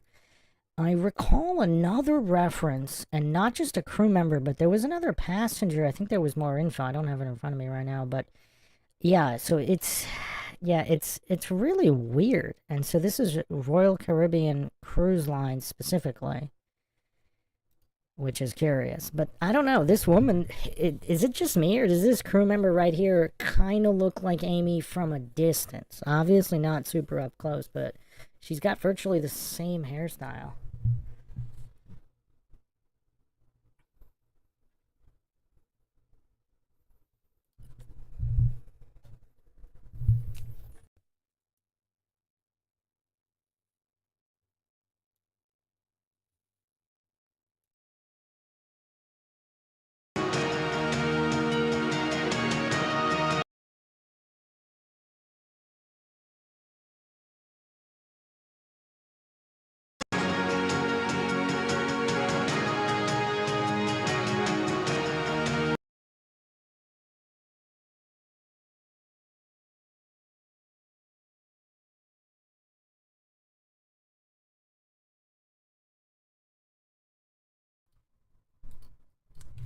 So if this isn't the entire wait staff,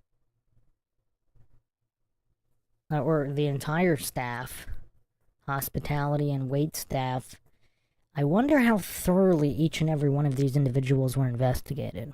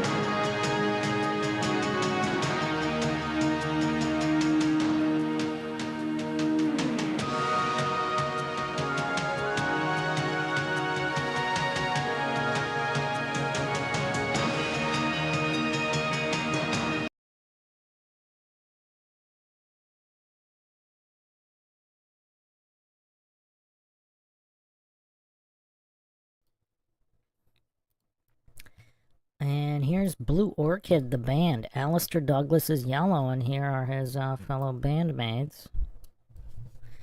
I wonder if they've been interviewed.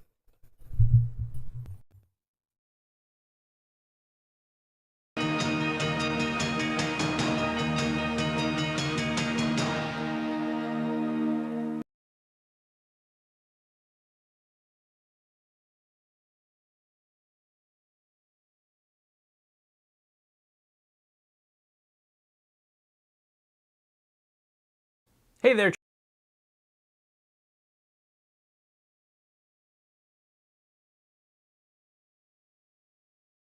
True crime addicts, it's me, James Renner.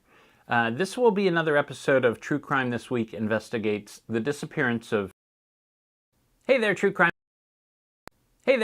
addicts, it's me, James Renner.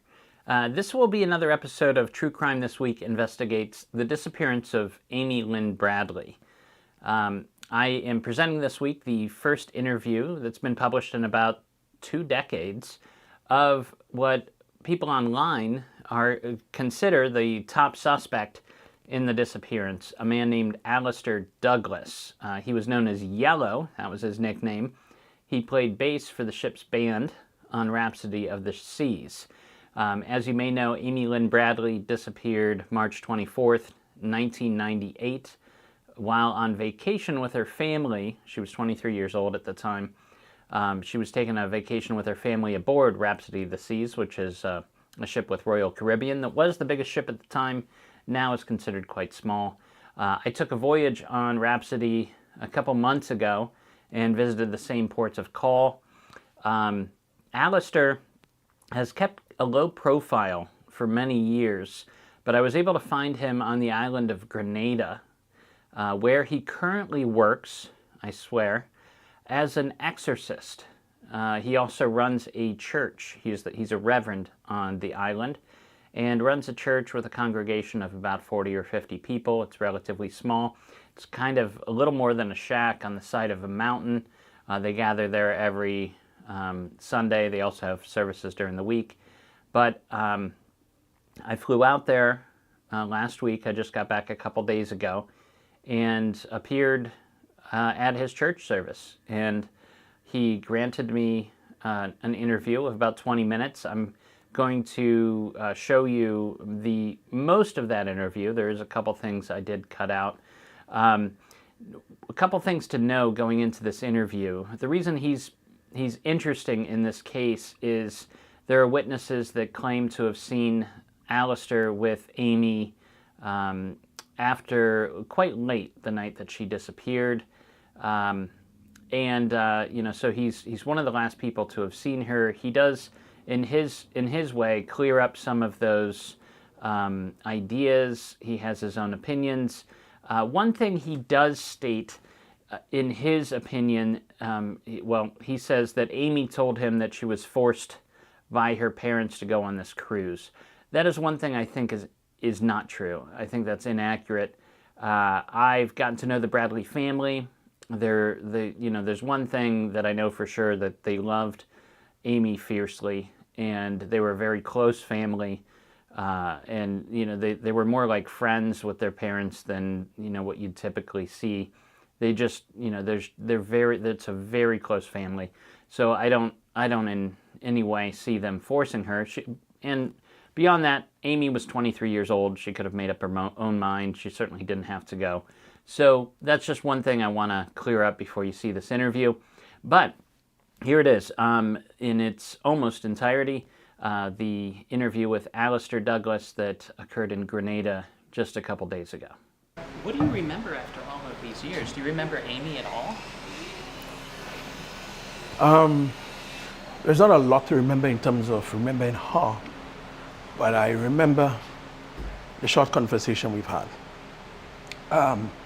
So it was a Monday night. I believe it's a Monday night. It's been years, so it's either Monday or Tuesday, but I believe it was a Monday night.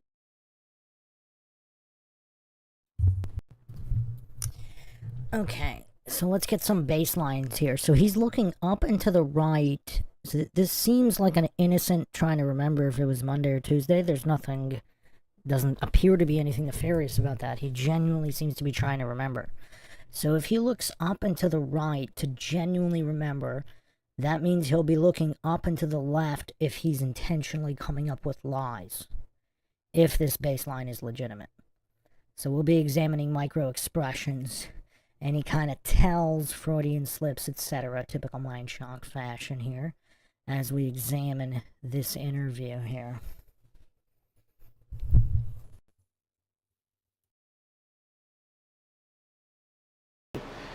There's a program called Dancing Under the Stars. Yeah.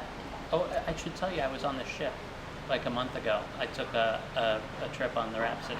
Oh. So I know I know how the layout of the Viking Okay. Lounge and all that. Lovely, lovely, lovely. So, as usual, we play until midnight. We were sailing out of Aruba. Yes. The next day should be Curacao. Yep. So as you sail out of Aruba,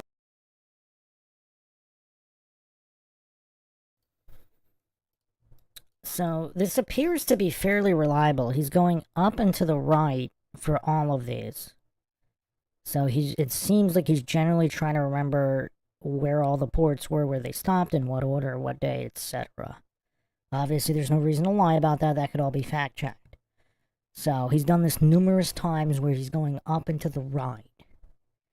So the more times we can verify that he's doing this to try to recall memory, the more likely it's going to be that if he's going up to the left, he's lying. Again, it's not 100% science, but just a guide to basic human psychology.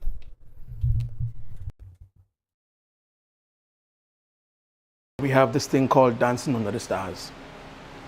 And we played. We finished a little after 12. We supposed to finish by 12. A little after 12. I can't tell you exactly what time. And normally people always come up and talk to us. And I remember her clearly coming across when we finished playing and came across to me and said, hi, good set, I mean, back then when I played, I jump around a lot and all of that. And many persons would have always compliment or talk about my way of entertaining. So I said, thank you, like normal. And then she said to me that she blows a saxophone. I said, okay, interesting. What do you blow? And first thing, like, what kind of music you like? And but at that time we were packing up. The band was packing up. Yeah. And I said to her, because that used to be my line. Once we finished play, we would go up to the lounge. What's this called at the time? What's the name of the club? You just Viking, came from the Viking Lounge, yes, yeah. yeah. And we will hang there, but we would only hang until 1 o'clock, 5 to 1, 10 to 1, because as entertainers, we could hang, but we need to be out of the area by 1 o'clock. Yeah. So I went down like I normally do, changed my clothes, had a quick shower, and I came up. When I came up, she was on the deck, on the decking outside. Ah. So she saw me and she said, hi. And I said, hi, but she was smoking a lot, and that's not something I know or like. Growing up in Grenada, you hardly ever saw people smoke. And I was young, so it was like not a norm for me. Yeah. So we went up to the club, because that's where I was going. And we sat there. Of course, it's noisy, so there's not a lot you can say. But she was smoking a lot. And I asked her, I said, why are you? For me, it's uncomfortable. And it's like, why are you? And she said to me, she said her dad is an insurance manager or something like that. And he found out that she's gay.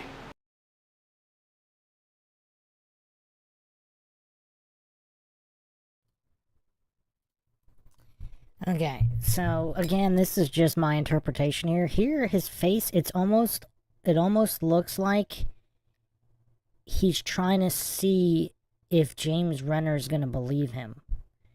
It's almost like he's waiting to see if Renner is buying what he's selling, regardless of if what he's selling is true or not. I don't know. And he immediately starts, just the way he describes her smoking. Like, this is a missing person. Like, there's no empathy. There was nothing. It's just like as if she's so nasty to smoke and it was bothering him. Like, yeah, I mean, it's a weird way to phrase all of that. I guess some people could say he's carrying a lot of resentment because people kind of fingered him for this. And he could be very resentful because of all of it. And that's why he's speaking about her this way. But I mean, I don't know. It's a little weird. And now from what Renner has previously said, that's not the case. It was known, again, obviously we don't really know what her parents know, but according to her partner, she had said everybody had known this about her. Like, she had lived with a girlfriend in college, and that she had been in a relationship even in high school. So this was all known for quite some time. So this wasn't a new finding out type of thing. So I'm not sure what Yellow is trying to push here. I don't know, just looking at his face right here, it seems like he's looking for a reaction to see if he's going to be believed. I don't know. It's just weird. It's very weird. This doesn't, and he's supposedly some kind of pastor, minister, religious man. Where's the empathy for a fellow human being? I mean, what does his congregation think about this interview? Welcome, Miss Jall. I mean, again, this isn't just a random guy. This is supposedly like some kind of pastor or minister or exorcist with a congregation. Like, where's the empathy? Does anybody pick up any empathy here? Yeah, Clark Rice asks, didn't they say that she had just gotten back together with an ex-partner right before the cruise and was in love? Yes. It was possibly the love of her life. They had been separated. They're getting back together. So, and let's just for the record, let's bring up the video of her dancing with Yellow here. But so far, what Yellow's saying is not quite jiving. It is not quite jiving here. I'm not buying what he's selling.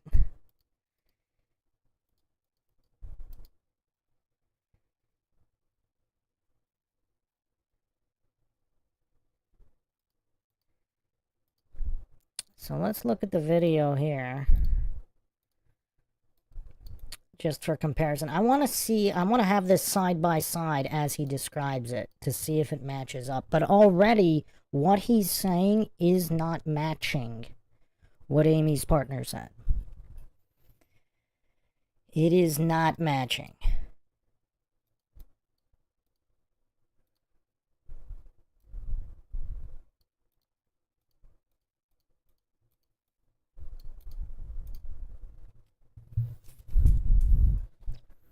So this, of course, was edited out of the video we watched. But here is Amy dancing with Yellow. So obviously we don't know if anything he said is true. That she went up to him instead of the other way around. We don't know that that's true. Also, she's not smoking here.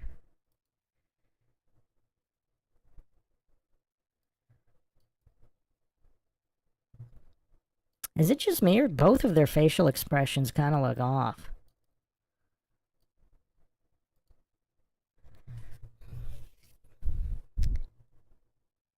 Let's see.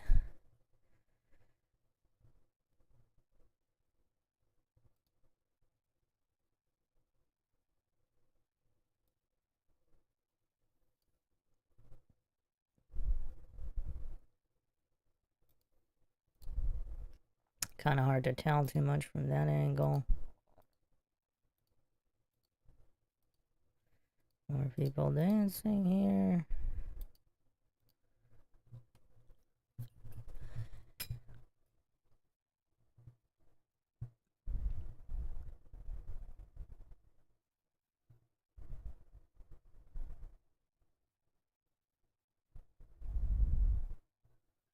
So he looks kind of on her here.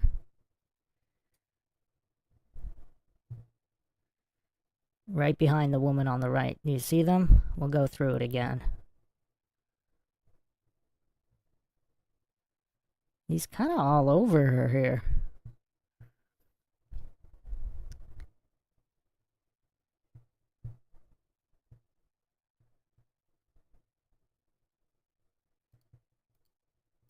Can't tell too much from this shot.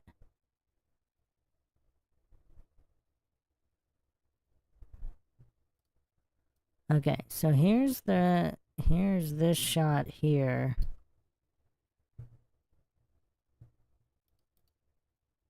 So right there on the right, behind this woman in the middle of the screen. So he's kind of holding her.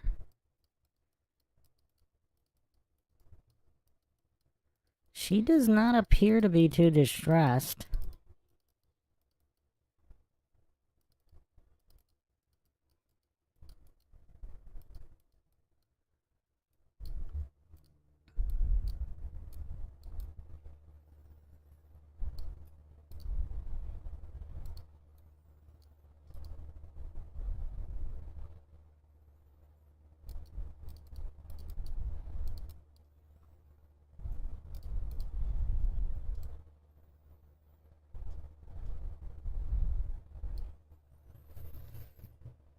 Yeah, kind of hard to tell. Let's get back to the interview.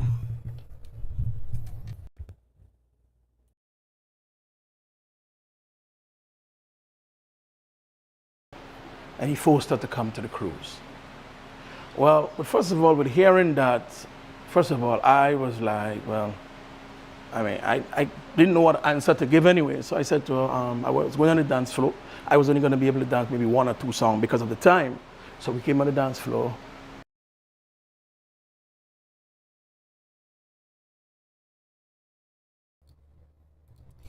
See, that's another weird thing to emphasize. I was only going to be able to dance 1 or 2 times, as if he's doing her the favor of dancing with her. Does this seem to anybody else that she rejected him or something? And he took it really personally? Like, why is he talking about her and the entire situation in like a weird, negative, distancing type way? Again, I'm not claiming he's innocent or guilty in any way. But this is a weird way to talk about a missing person. Like, where's the empathy? I mean, even somebody who's not some kind of minister, exorcist, I mean, wouldn't they have some kind of general empathy for a fellow human being? One of which they were the last person, one of the last people to have been seen with?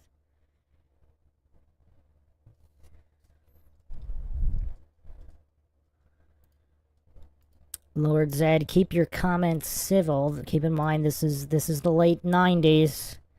Now that comment might not be considered uncivil today, but we're talking about the late 90s here.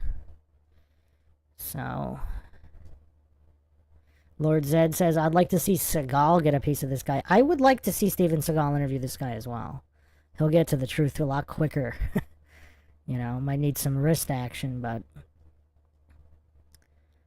I mean, this is just weird. The way, why would anyone say, oh, I only had 1 or 2 songs to dance to? Like, how is that relevant? It's almost like he's setting up his own alibi right now, where he's like, oh, I didn't have time, so I left right after that. Like, if you're truly innocent, would you feel the need to do that? I mean, I don't know, maybe if you just automatically think everybody thinks you're guilty, and you're just, it's just weird. Now, if you're guilty, would you also try to paint that picture of, oh, you couldn't have done anything because you were leaving early? But it's just weird, the emphasis on, oh, I could only dance for 1 or 2 songs anyway. And it would be curious to see if Fenwick can verify how long they actually did dance. Was it more than 1 or 2 songs? Because, I mean, it might be easy to disprove everything this guy's saying.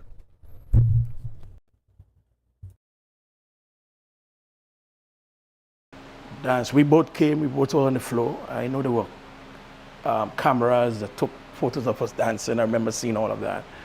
And about 5 minutes to 1, I said, look, I have to go. I've got to be out of passenger area. And I left. That was my last conversation. And That was the last time you saw her? last time I saw her. What was your response when...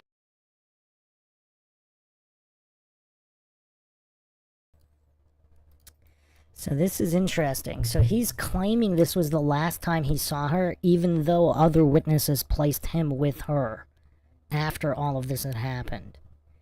Which is curious, number one. Number two, he did not look up and to the right to say this is the last time I saw her. He also didn't look up and to the left either.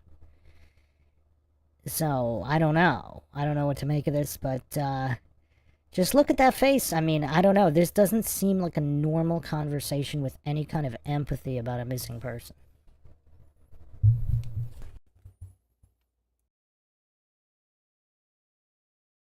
She told you she was gay. That's not something I'm used to.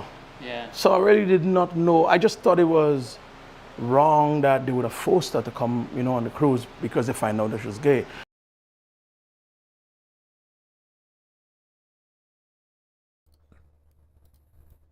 Notice he didn't say bye. So if she gave him this information, why is he grinding up on her? Like, look at this video again. If she really did tell him, and is that something you would tell a random stranger as soon as you start a conversation with them? Is anybody buying this story? So she just randomly walks up to him and tells him this? Oh, by the way, my parents forced me to go on this cruise because they found out, you know, my orientation. Does this make sense to anybody? Is anybody buying this guy's story? And then after she says that, he proceeds to grind up on her? Does this make sense to anybody here? So she just randomly walks up to him while smoking and says, you know, her parents found out about her orientation and they forced her to go on this cruise. Let's dance. Let's grind. Notice he didn't say bye, because then you can maybe explain it a little bit, but... I mean, is anybody buying this? Is this how you would dance with somebody? I mean, the first shot, maybe, where there was like a lot of space between them, he is right on her here. Does he also look like he's about to go away and turn in for the night? Like, he can only dance for 1 or 2 songs because he has to run away. So wait a second. His normal night consists of playing in the band. Then he's going to go shower and get ready to go up to the club and only dance 1 or 2 songs and then go to sleep immediately. This is his story. Does this make sense to anybody? Does this make sense to anybody here?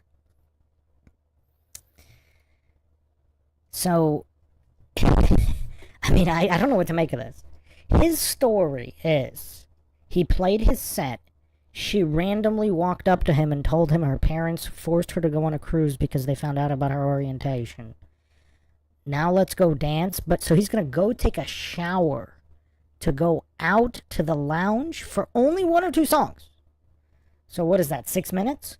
So he's gonna go take a shower, get changed, all get ready, and have his nice little 6-minute out on the town night on the cruise, and then immediately go to sleep. That's his normal night? Is anybody buying this? Now again, I'm not claiming he's innocent or guilty. Maybe he didn't do anything directly, but he's intentionally trying to distance himself from this, and it's all too obvious.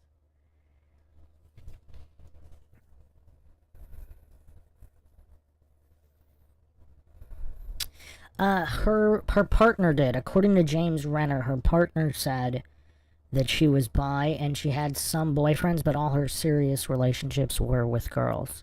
And it was known since high school. So there was no big reveal before the cruise.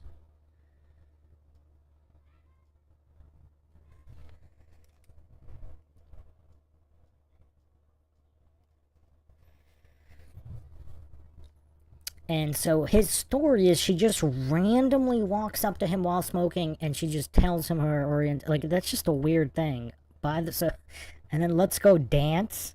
And then so he's gonna go take a shower, get changed for this night on the town that only lasts 6 minutes.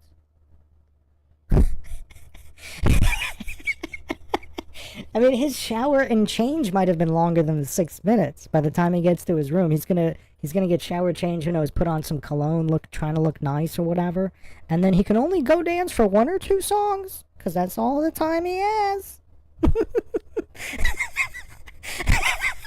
Is anybody buying this? This is so weird. Like, how does this story sound in his own head? He only has 1 or 2 songs before he has to leave the area. Like, what? How long is this song? 3 minutes?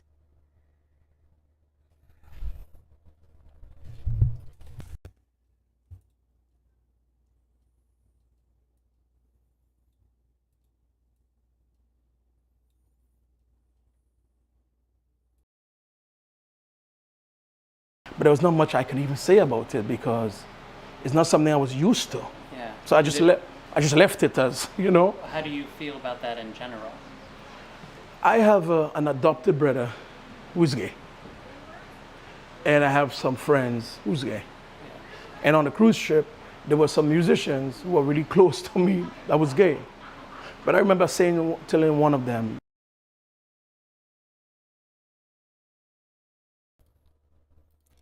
wait a second. So he says he's not used to this, and yet he has a family member, multiple friends, and multiple co-workers. And yet he's not used to Is any of this making sense to anybody? He says he's not used to this, and yet he's got this family member, multiple friends, and multiple co-workers on this very cruise. On this very cruise. Like, is anything this guy's saying adding up?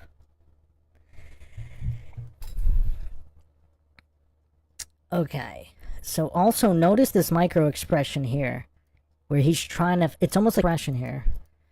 Wrong that, you know, because if I know the, but there was nothing to say about it. It's not something I would, so I just left it as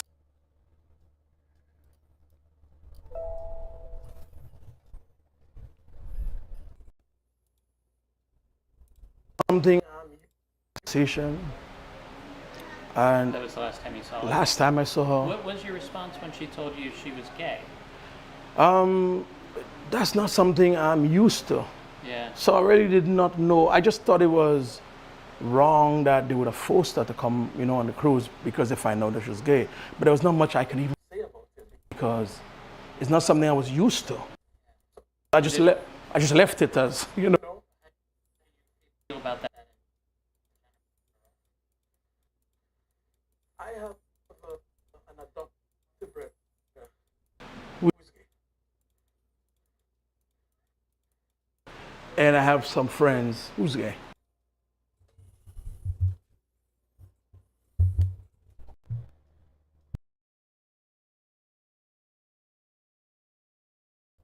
Yeah, right here, this smile right here is what I was looking for. It's a really weird half smile here.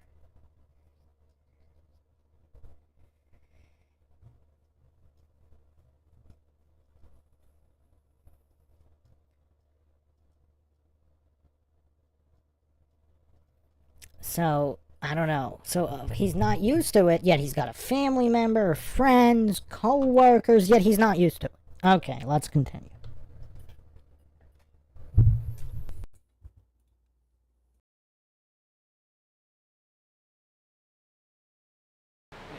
And on the cruise ship, there were some musicians who were really close to me that was gay. But I remember telling one of them, we can be friends. We can, once you're gonna keep it appropriate, because this is not something I am used to. I grew up in church as a little boy.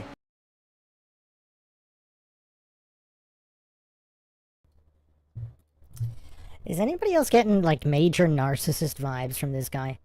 As long as you keep it appropriate. Like, why would... So he's randomly thinking that they're gonna hit on him as if he's, like, this incredible specimen? Like, what is his expectation here? Like, we can only be friends if you keep it appropriate? Like, why would they not be keeping it appropriate? Like, that's really weird. Like, is that just a narcissistic thing? Like, there's just this expectation that they would want him, and they have to keep it appropriate if they're gonna be friends? Like, that's just a weird thing to say. Like, this guy, I mean, call me crazy, but this guy's just really weird.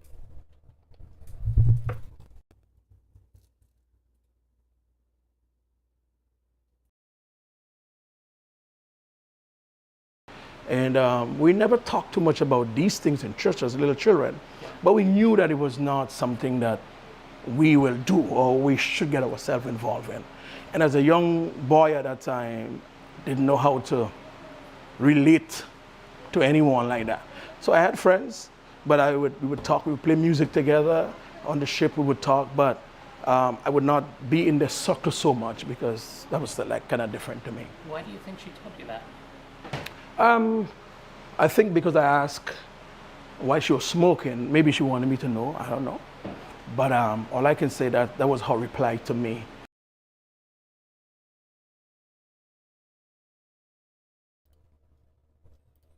I have a lot of questions here. Is anybody buying this? So he's asking, why are you smoking? Oh, well, my parents found out my orientation and forced me to come on this cruise. That's the first thing she says to him? The first or second thing? I think she said, oh, great set. And while she's smoking, and he's like, why are you smoking? Oh, yeah, parents found out my orientation, forced me to go on a cruise. Anybody buying this? And he doesn't know how to relate. He looks like he's trying to relate pretty hard on this dance floor. This guy's a weirdo. Call me crazy. I mean, I'm trying to be objective here, but nothing he's saying is adding up. Nothing. And where's the empathy? He seems to have zero empathy. Duckin' Felonies, phenomenal name, by the way. In the chat saying, why you smoking? Cuz gay.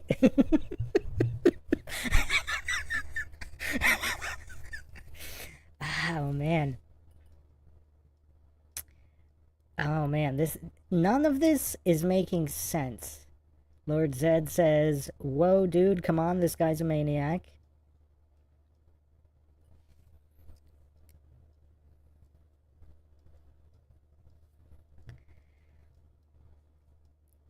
Duckin' Felonies also said he really didn't answer the question. Well, nothing he's saying seems to be adding up. Clark says, I think it's possible that Amy's dad did not know that the breakup reconciliation Amy had gone through had been about her coming out to him. They kind of think, well, it's a phase. She's bi-curious. Well, so are you saying her friend is not being, or her partner's not being accurate? Because supposedly it was a well-known thing. This wasn't a hidden thing. She said since high school. So, yeah. I mean, unless she's lying, why would she lie, though? Okay, I also have questions here. I don't know if he's being genuine. Yellow's being genuine here. Is it possible? I have to ask James Renner. Where did this information about her orientation come from? Is it possible Yellow just found that out recently, right before the interview, and he made that up? Or because I don't have any reference here to him mentioning this ever before.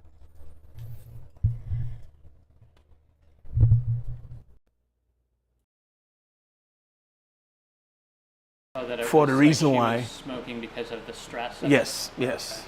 So to me, that's a reply from the question I asked, because he was smoking there. Really and truly, I would have rather not be there. So that's why I asked, why are you smoking like that? Because it was like what you call a chain. Once you've done it one, another one was lit. Another one was lit. While we were there, maybe about 3 cigarettes was lit at the same time, one after the other one, you know. But it was not enough time, because the person I am, I like to console people. I like to talk with people. There was not enough time. Maybe if the following day I would have seen her, maybe I would have.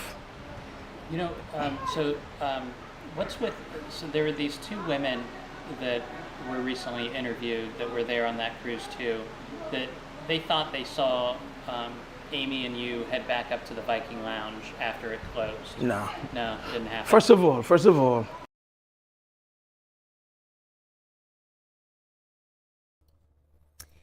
okay, we got some major tells up in here. Look at the blinking. Look how crazy he gets with the blinking. As soon as Renner mentions the multiple eyewitnesses who saw him with Amy after all of this. Watch the blinking.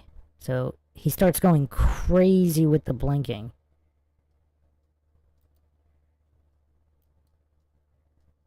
And obviously, excessive blinking is a sign of stress and deception. Because if you know you're innocent, I mean, I guess it's possible he's super low IQ and he just doesn't want to look bad, and so he's just so super nervous about people lying. But why would they lie? Why would these two random women lie about that? Unless they mistook him for another individual. Do we know what all the other musicians looked like? Did any of them look like him? I don't know. The blinking, he just went crazy with the blinking. Let's watch it again.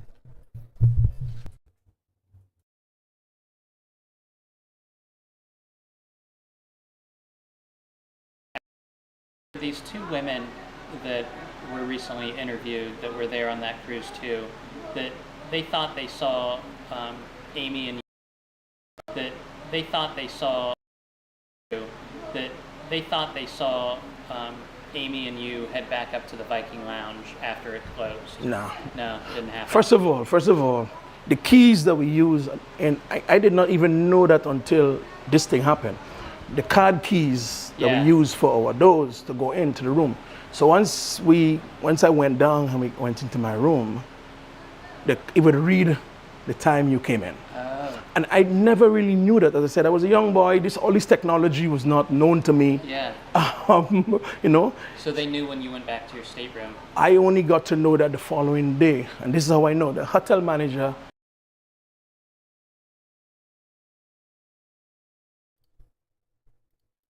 He's not answering the question at all. And again, the card only reads when you go into the room, not when you go out. And look at all the blinking, the excessive blinking, the nose rubbing. I mean, this guy's going through textbook tells of deception. Again, doesn't mean he's lying for sure, but this is quite a departure from the first part of the interview. I mean, there are so many tells here that are consistent with basic human psychology for deception. Again, doesn't mean that he's being deceptive, but it's consistent with deception here. And then even if he is lying, that doesn't mean he was the one who did anything to her, but is it possible he sold her out and he told other people about her to be trafficked?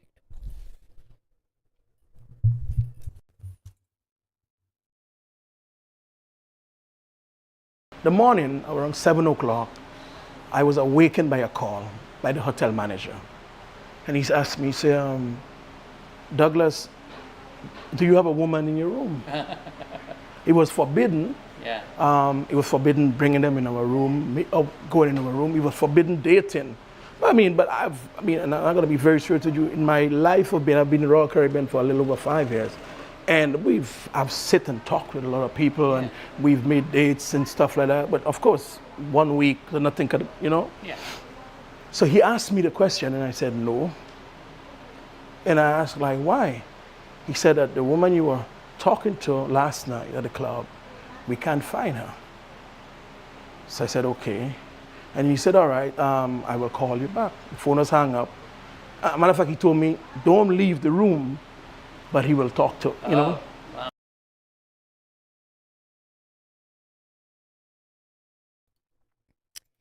The other thing I find a little strange is at the beginning when he was trying to remember what day it was, what the lounge was called, he's looking up and to the right for recall. Here, he's not. So this apparently is all of these little intricate details are somehow fresh in his mind. I don't know if he was just like rehearsing the story and he finally just, you know, spewing the rehearsal because he's not even directly answering the question about the witnesses. Also, Bama Dog Mom says, just because the girlfriend thought Amy had told her parents doesn't mean Amy had told her parents. I would like to hear it from them or the brother. Yeah, that's a good point. However, it wasn't about telling them. She was basically saying it was known to everybody in high school and college. Like, you would think, like, maybe, obviously, maybe not in high school right away unless she brought her girlfriend around the parents or the family. I mean, I think the brother would know, though. I don't know.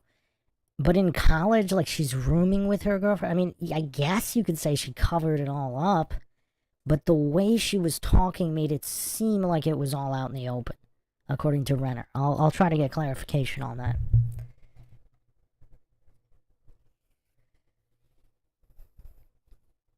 Bama Dog Mom says, I think he was saying the employees had to be out of the area at a certain time, so that's why he said he only had time for 2 dances. He made it sound like this was routine for him.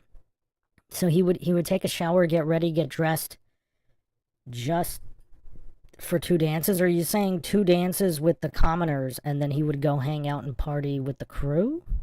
I mean, maybe. That needs to be clarified, I guess.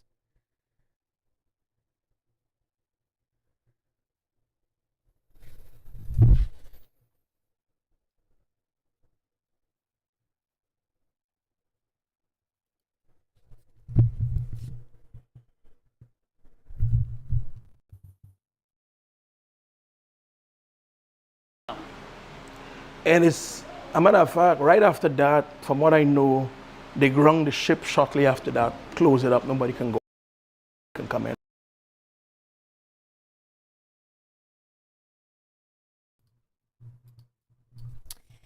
So that actually is not accurate. The problem is they didn't close down the ship. That's why this was such a major situation. So, I mean, they might have at a way later point. I went over the timeline in the first 2 episodes. I don't know if it was like later that night or even the next day, but people could freely come and go on and off the ship, which was the problem. That's why it would have been easy for, for her to be taken off the ship. So, yeah, I mean, I don't know. This guy just does nothing he's saying is really adding up.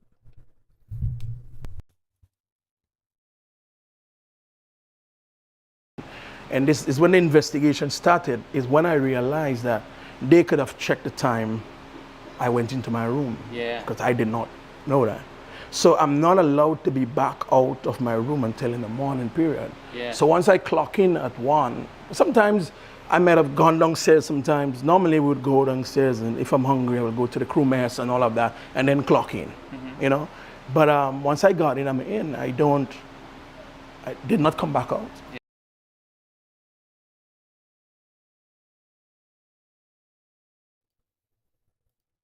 So, well, I mean, a couple issues here. Because do we know if he went in with her? We don't know that. Because the witnesses saw him with her. We don't know whether they went back to his room. Also, it doesn't clock when you go out. Also, anybody who he had given his card to could have clocked into his room. That's something I brought up earlier. If there's no video camera for who's going into the room, all you know is when the key card accessed the room. That's all you got. So that doesn't really answer a lot of questions, first of all. Second of all, if he handed Amy off to somebody else and then went in the room, his room, and then stayed there, then what? Then he could have, whenever he clocked out the next day, there could have, who knows what they were doing that morning with Amy.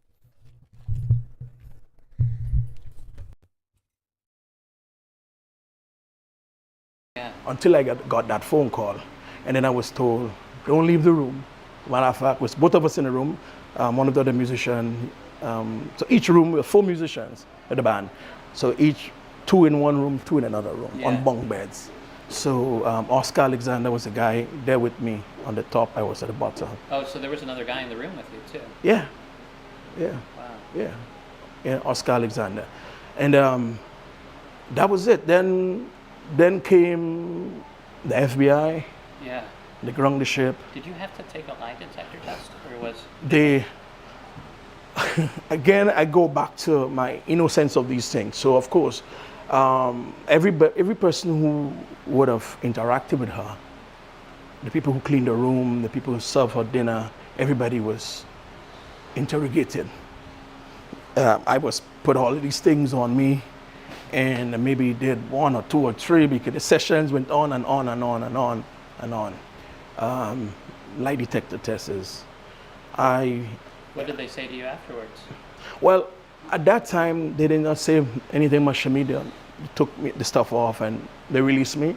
But then it was followed up by a woman called Sherry. And I'm sorry, she left her card with me, but that's years ago. Yeah. Sherry was an FBI agent. Yeah. She came to Grenada, wow. Met me at a hotel.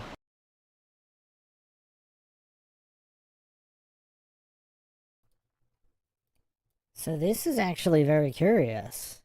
I don't know if we had this information before. If he's telling the truth here, an FBI agent went off U.S. grounds.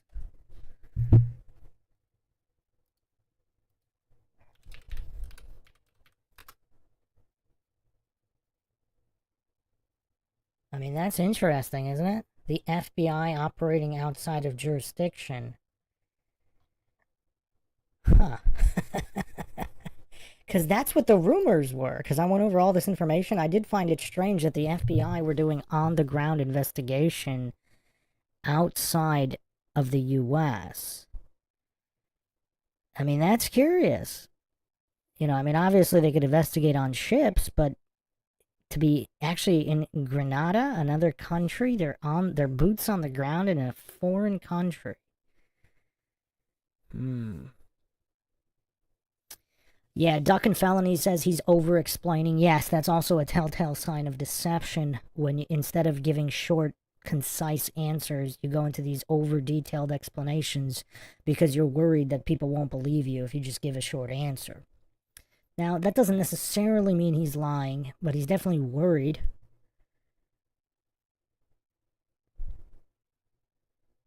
Bama Dog Mom says, remember Renner tracked this guy down after how many years? If he gave no details, everyone would fault him for that. Damned if he does. Yeah, but it's kind of strange that, because a lot of other people tried to track him down, and he's been really off grid. I wonder if there was other information, because he was wasn't he part of he was part of a documentary. I went over this in the previous episodes, so you could check those out. And he was apparently, I think, if I remember correctly, there was some kind of a lawsuit. Man, I should have rewatched the first 2 episodes myself. There's so much information in those first 2 episodes. But I mean, there's tons of signs of deception here, Bama Dog Mom. So, for example, if there weren't those signs of deception, again, we would still obviously not necessarily think he was innocent, but at least there wouldn't be all those signs of deception.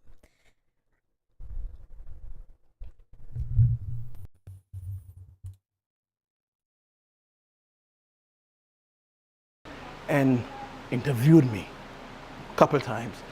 And at the last time she spoke with me, she said to me, listen, you are clear from this. She said to me, that's going to be good to hear. Well, of course. I mean, I was not really worried because I know that I don't know anything about all of this. But at the same time, I was a bit nervous because this is a new thing for me. This is my name being mixed up in something that I don't know about, and I'm not used to this.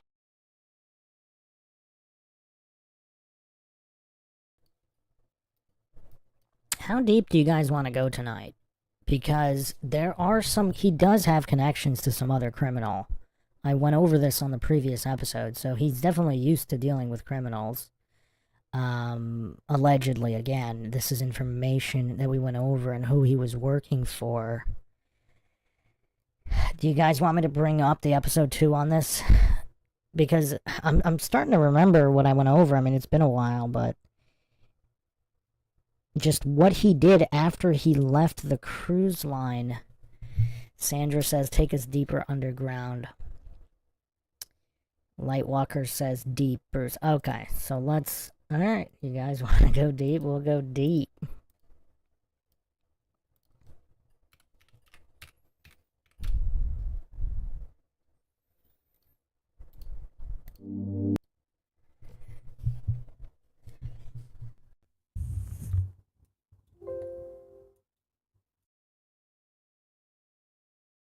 March 23rd, 1998, Amy and her younger brother, Brad, headed to the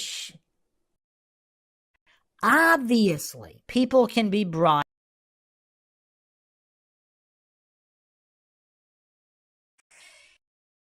He took photos of most.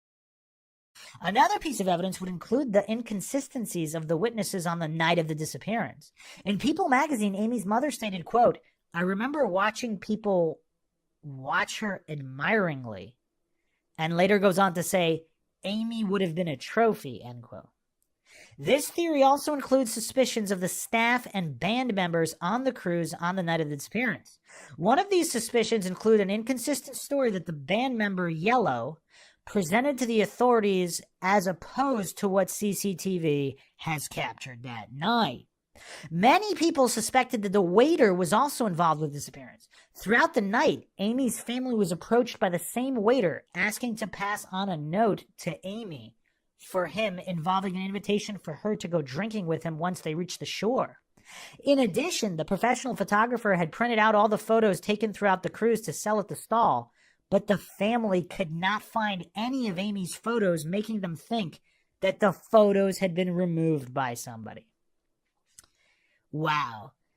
That is kind of weird, especially if he took tons of photos, because he printed out photos throughout the cruise. So assuming he took photos of most of, I mean, especially if she's dancing. The only evidence supporting this is the discovery of a job issuing an immediate warning or notice or whatever before all these passengers disembarked. Carry her. It says that even would you? Yes, obviously it's understandable that he did not want to be known that he visited such a place. That's fine. Why not carry her out of there? You know, drop her a block from the police station and watch her walk into the station from a distance. I mean, there's a lot of ways to do this. I mean, this isn't a hotel brothel. I mean, was it heavily armed with like mafioso type human traffickers? Because if so, that's a problem. If not, I mean, what's the deal there? We'll get back to that later. A band member may have been involved in Amy's abduction. After dinner, on the evening of March 23rd, Amy Bradley entered the disco of the ship and was observed dancing continuously with a member of a band that was performing on the ship. This individual, Alistair Yellow Douglas, and Amy were even videotaped repeatedly by a camera person producing a promotional piece for the cruise line. Footage surfaced when the video producer heard about Amy's disappearance and assumed she must be in some of the video from the evening in question.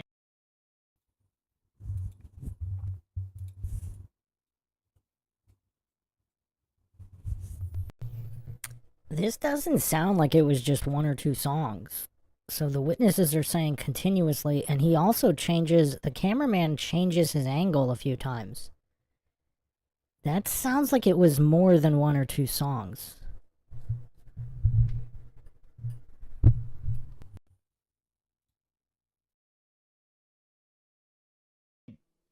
After Amy left her room, she was seen near the disco with Douglas at approximately 6 a.m. So hold on a second. Mind-blowing information. So she went back, well, not in the disco, near the disco with Douglas at 6 a.m. A witness would subsequently claim to have seen Douglas hand Bradley a dark drink, possibly coffee. Other witnesses saw Douglas leaving the area by himself, but Amy was never seen again.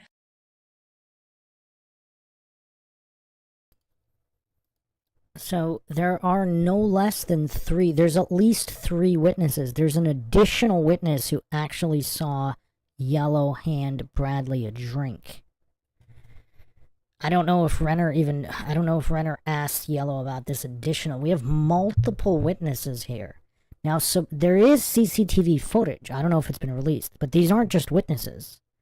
According to these sources, there's actually security video of Yellow with Amy after 5 a.m.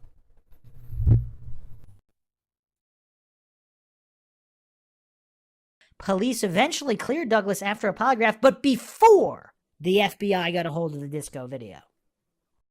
So, and this was not police that cleared him? This was local police, not FBI? I mean, this is kind of weird. Was he ever reinvestigated or re-interviewed by FBI or more experienced people other than local police? I mean, the phrasing here is it says the police cleared him, not the FBI. Now, what's weird here, the other witnesses that claimed he left by himself, were those his buddies and fellow traffickers? So the witness that saw him with Amy, is that a legit witness? And then the other witnesses provided him the alibi to throw everybody off the trail. Is that what happened there? But let's go a little deeper here. Actually, before we get into that, I actually don't even recall this witness. Also from the Ranker right up here. I mean, this is total mind shock land. Like, all the coincidence theorists better hold on to their hats here. Even before Amy disappeared, there were a few odd instances around the ship. 3 of the waiters on the ship were quite friendly with Amy almost immediately. While the ship was docked in Aruba, one of them even asked Amy's father about her whereabouts by name. And so they were only on this cruise ship for a few days. Was it 3 days and they were already that friendly, knew her by name? When asked why he was looking for her, he told Mr. Bradley that they, presumably members of the waitstaff, wanted to take her to Carlos and Charlie's, the same bar that Natalie Holloway disappeared from in 2005. Amy subsequently told her father that the waiters gave her the creeps and that she didn't want anything to do with them.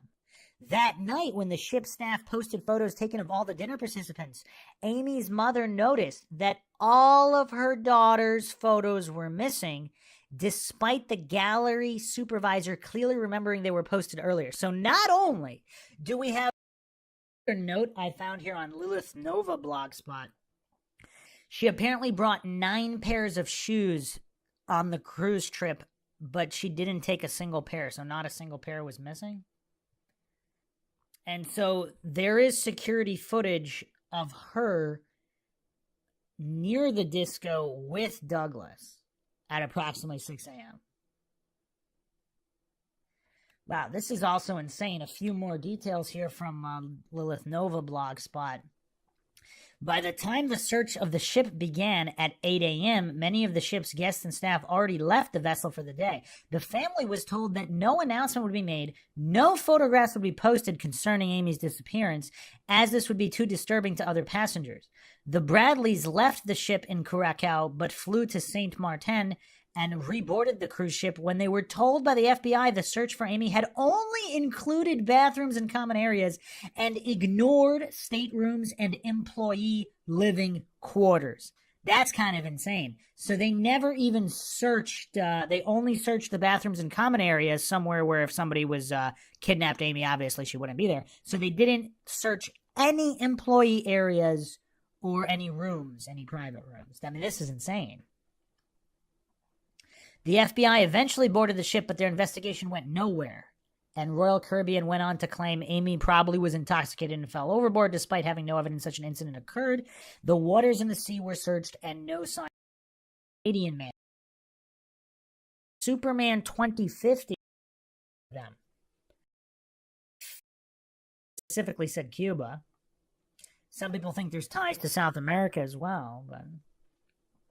Stacy posted this January 6, 2017. I was shocked when I read this story. I feel for my opinion the captain of the ship was involved, and Alistair Douglas feel captain of the cruise has to be involved in this horrid human trafficking because anybody's initial reaction would be to block off all the ship until Amy was... In the spring of 98, I was working broadcast tape format and he gave the tape to an FBI agent, or was it someone posing as an FBI agent? Is McCord... But wouldn't McCord still tell the...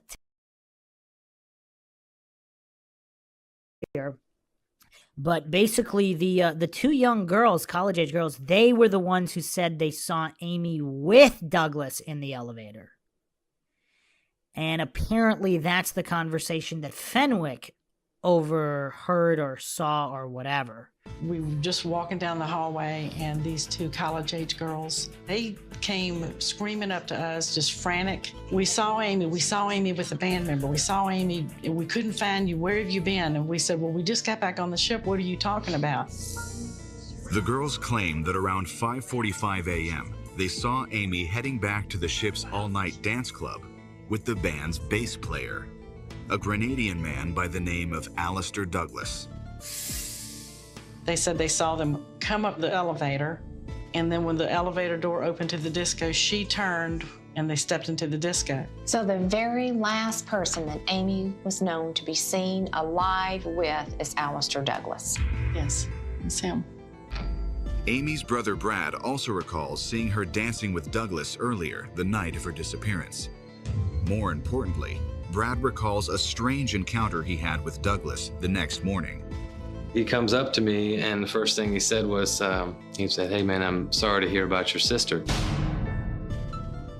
Alistair Douglas's statement triggers alarm bells with the Bradleys, because at that time, the only people that knew Amy was missing were the captain and his security team. That's the only people beside Brad that knew that we were looking for Amy. The Bradleys report the incident to the FBI, and Alistair Douglas is brought in for questioning. Authorities want to know how he knew about Amy's disappearance, even though it was never announced. But Douglas changes his story and claims to know absolutely nothing about Amy's disappearance. What are your next steps? They brought a polygrapher on the ship, and they did a polygraph. Ship security and law enforcement both question Douglas, but there is not enough evidence to detain him. Wow. So you're thinking, he's it. You know, I want to get to him because that is the person that's last known to be seen with my daughter alive. Do you get to him? I never had anything personally to say to him. I was in another world. I was trying to just stay alive. Ron remembers sitting outside of the interview room, and he had to just about be restrained. He came out with a thumbs up and kind of smiling like everything's cool. And it was all I could do to keep my time.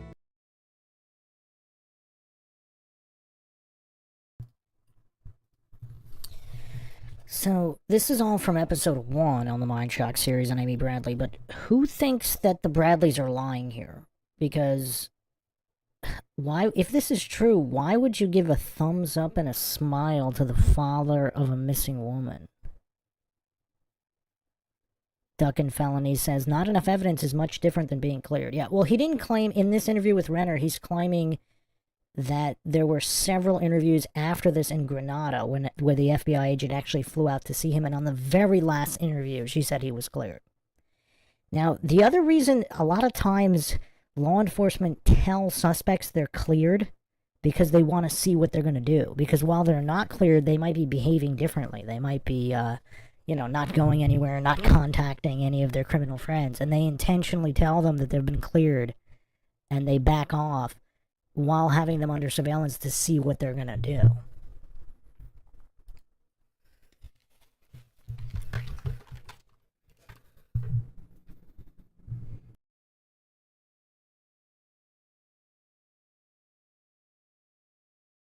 I mean, it's actually kind of curious, the overlap here. And the other curiosity here in terms of all the strangeness with the crew members and who knew what when is that here Brad Bradley gave his recollection of the encounter the morning after, or the morning of rather, when nobody knew that she was missing except the captain and security, and yet Douglas, the guy she was last seen with, is offering his condolences? Sorry to hear about your sister to Brad Bradley? Does that make any sense? Or, I mean, some people think, I guess some people can allege that Brad made that up, but, I don't know. If not. And according to this Vanished episode, when the FBI questioned Douglas, he claimed to know nothing about the disappearance at all, ever. So that's kind of weird. So this entire episode, Vanished with Holloway, this is kind of crazy because they go a little bit more in depth into the taxi driver who saw her specifically. He's parked in front of the disembarking cruise ship. So he's there to pick up passengers specifically to the cruise ship. He said she ran out distraught and wanted a phone. On April 21st, Brad and Ron decide to return to Curacao to search for Amy once again. We went down to hand out flyers all over the island, and we rented a vehicle and just, went all over the place. Within 24 hours, Ron and Brad receive a critical tip. A taxi driver recognizes Amy from the flyer and tells them he saw her the morning she vanished. He walked up to us and pulled us aside and told us that he wanted us to know that Amy was on that island. According to the driver, Amy approached his cab just minutes after the cruise ship docked on the island. He was waiting at the ship where people got off, and he said she came up kind of frantic, acting, and asked where the telephone was. He said, "I'll never forget her green eyes. She has green eyes." It seems the Bradleys finally have the break they are looking for.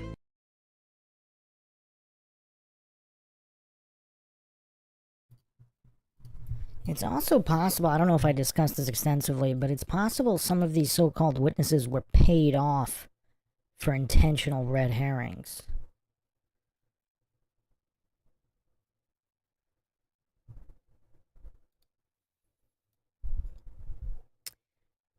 But there was more stuff here specifically with yellow. Maybe it was episode 2. So here, yeah, here we go. So let's listen to this part. But there's actual traffickers that matched. Well, here's the part with the certified forensic artist at the International Association for Identification. He said that this was Amy. We could watch this piece here too.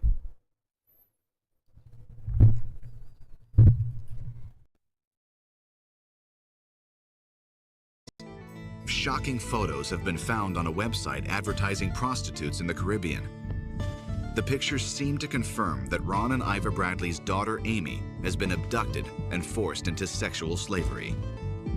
When I first looked at the picture, it wasn't the Amy that I know. It wasn't the soft, kind, innocent Amy. The picture looks like a harsh and tormented Amy. And it's tough to look at.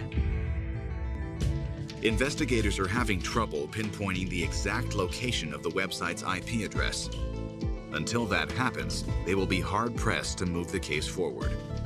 Okay, so regarding this photo from this adult website that this forensic specialist from the FBI is betting his career that it's her. I mean, that's curious. That's curious. I mean, he's dead sure. I mean, obviously they look extremely similar. If it's not her, what is it? Some kind of doppelganger that just happens to look exactly like her.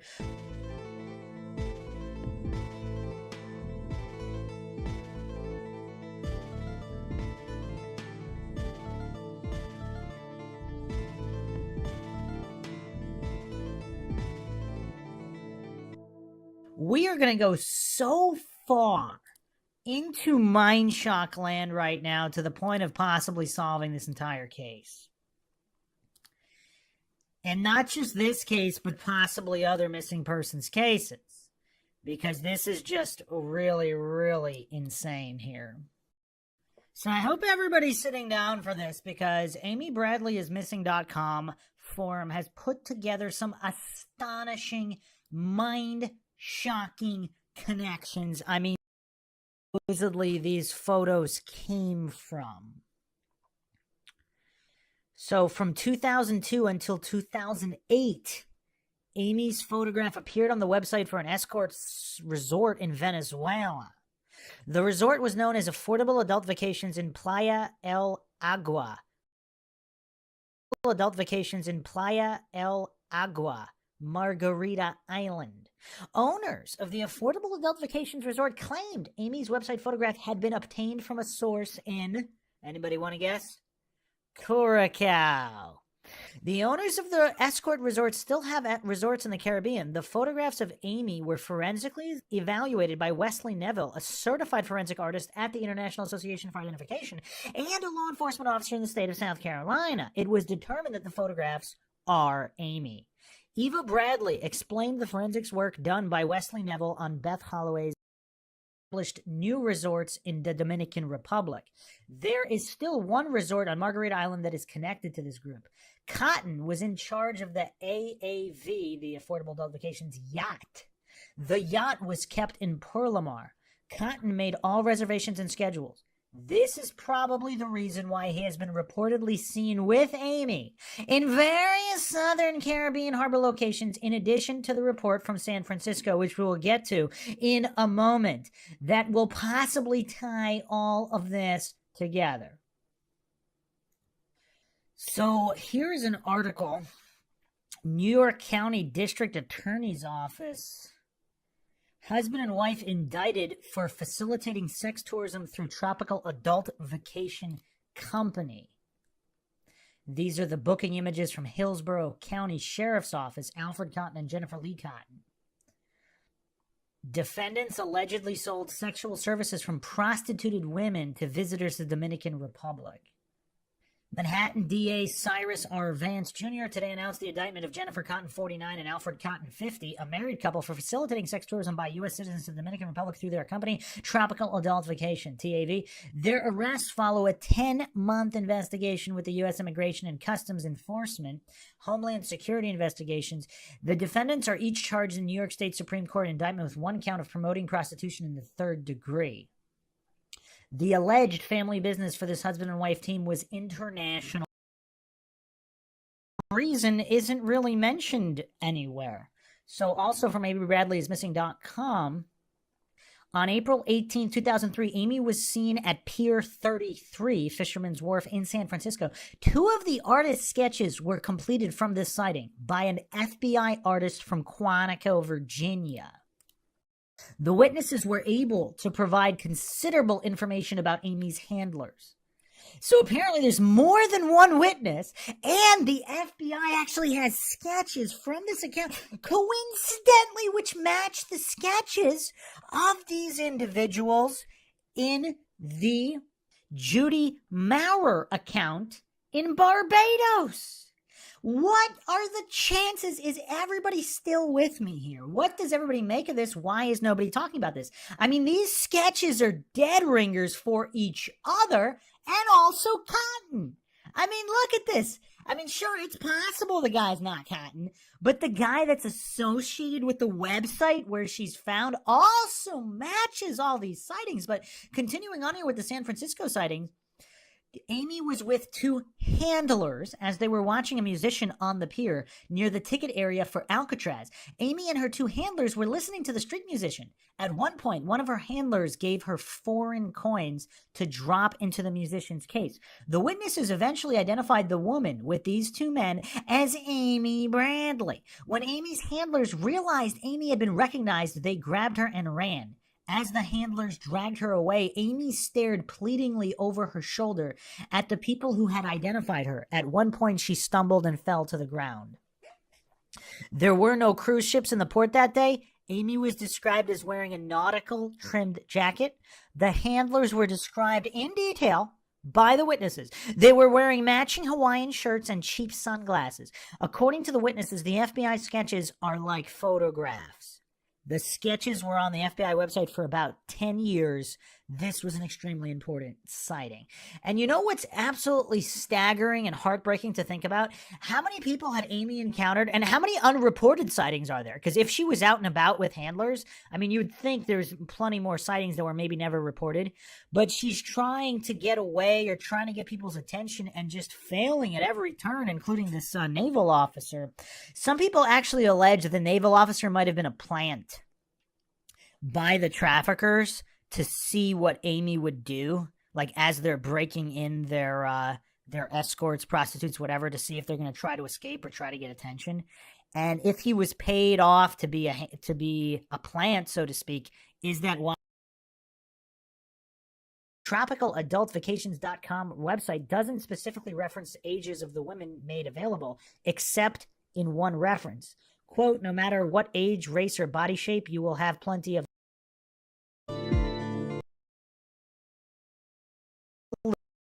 Please correct me if I'm wrong. There was someone who came to the sub. They claimed to be a source close to the case. They made claims I'll list here as best I can remember them. 1. Supposedly, David Carmichael, the scuba diver who allegedly spotted her on the beach with two men, actually named Alistair Douglas, a.k.a. Yellow, as one of the men spotted with her. Insane as well.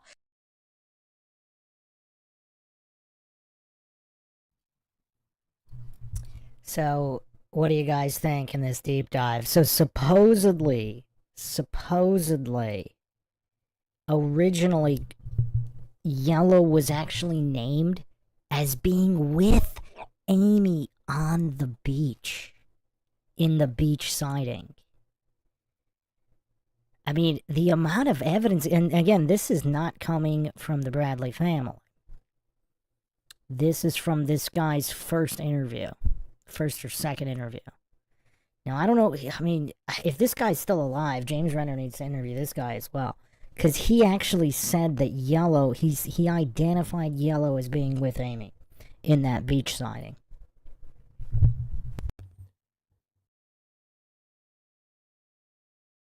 Two, Alistair Douglas's daughter was supposedly in contact with law enforcement, claimed that her father had pictures of Amy and was obsessed with her. Edit, something to add, this person also claimed that Alistair's daughter also claimed that her mother was extremely upset that he was obsessive over Amy and supposedly had pictures of her. And again, this is MINDSHOCK. I do not claim anything is true or untrue. I do not claim any theories are true or untrue. I do not claim anyone is innocent or guilty in any way about anything. We just go over all possible theories from all different sources and examine them for veracity to the best of our ability, trying not to fall for logical fallacies here, but this is what people are claiming. 3, as for the person who claimed to be close to the case, I believed they claimed that there were many more credible sightings of Amy than we have heard, and that they have supposedly tons of proof that she's alive. This person has posted on the sub before, but they have a habit of posting then deleting all of their posts. If you do a search for Amy Bradley, you may come across threads where tons of posts have been deleted. Most of these posts are probably from that person. 4, as for the pictures of that woman who resembles Amy, aka Jazz, I've read a ton of back and forth speculation on that. I remember quite a few people saying that this woman who's just a prostitute who resembles Amy, but is completely unrelated. Supposedly, people dug around and found other pictures of this woman outside of her profession. However, the insider has said that Eva Bradley, Amy's mother, believes that the jazz pictures are definitely her daughter.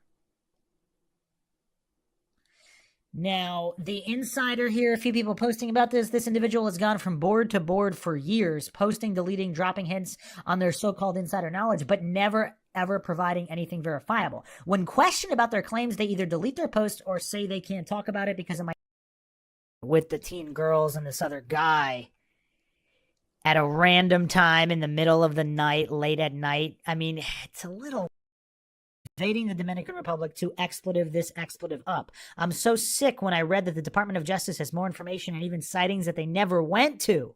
They did not follow them, nor did they release it. This is, I mean, yeah, this is crazy. And again, the FBI, they had sketches up, then they took them down. The story of Amy Bradley's, the write-up on Amy Bradley, if you go on, again, web.archive.org, there's different details from before that are no longer there now. I mean, it's just so weird. So Methodic responded here, as I had further email contact with that page, Carlos, who is probably the owner or whatever position he has, told me that Jazz is married and lives near Santiago. I asked for proof, but he declined and said this would be the last message he would. Former Eastern Bloc keeps its diplomats in line and how they. There's only 2 agents searching the entire ship. I mean, this is tough. Or they had some kind of secret compartment that they were confident would never be found, but or maybe even kept her in a luggage area if she's drugged and not making any noise. I mean, the FBI couldn't have possibly opened every single luggage bag, but I mean, unless they claim they did, I mean, that would be tough. I mean, this is really weird. Was she really still on board the entire time? It's so tough. It's so tough because if these characters that reported these sightings in other areas, like the cab driver and the scuba diver, if they're on payroll, maybe even the Navy guy, and she was never really there, because that doesn't seem smart to keep her there unless you have the support of corrupt government officials, then that's really the only way you'd be parading her around on the beach, right? I mean, it's kind of weird, or just at a hotel, a brothel, whatever. I mean, also, this isn't like today where cell phones are recording everything every second, but yeah, it's tough. If it was some kind of government-connected officials doing this, they would feel confident in keeping her around there, even if that's the last place she was seen. But other than that, why would any kind of trafficking ring keep her in the place she was last seen in the boat where the cruise ship was last docked? Wouldn't it make more sense to take? I mean, it wouldn't really make sense to take her back to the home port in San Juan either. But unless she was routed whatever way, I mean, it's really weird. It's definitely really weird. The final point I'm going to go over here is just so Amy Bradley was listed on the FBI's missing page, then she wasn't, and then she was listed again with the age progression photo. So what is the scope of this FBI investigation? So they thought she was missing, then they thought she wasn't? That she fell overboard, died, maybe suicide, whatever? And then they reconsidered again? So they're just going back and forth? I mean, this is just really weird on the side of the FBI here. Like, what information are they coming across? Actually, there'll be one more point here. I found a little bit more detail on the Carmichael sighting at Port Marie in Curaçao. So this is also on amybradleyismissing.com forums. August 98, Amy was seen by 2 Canadian divers. So it wasn't just one guy making up a story. Apparently the other guy with him also saw her. So 2 Canadian divers on a popular Curaçao diving beach known as Porto Marie. Amy was with 2 handlers. One of the handlers was identified as Alistair Douglas from Rhapsody of the Seas. The Canadians did not immediately report the sighting of Amy. They delayed the reports until they were back in Canada. So again, I just thought it was kind of strange that they wouldn't even report to the police that there's a woman in distress, or at least find out if she's in distress, especially if they felt the need to follow her into the cafe.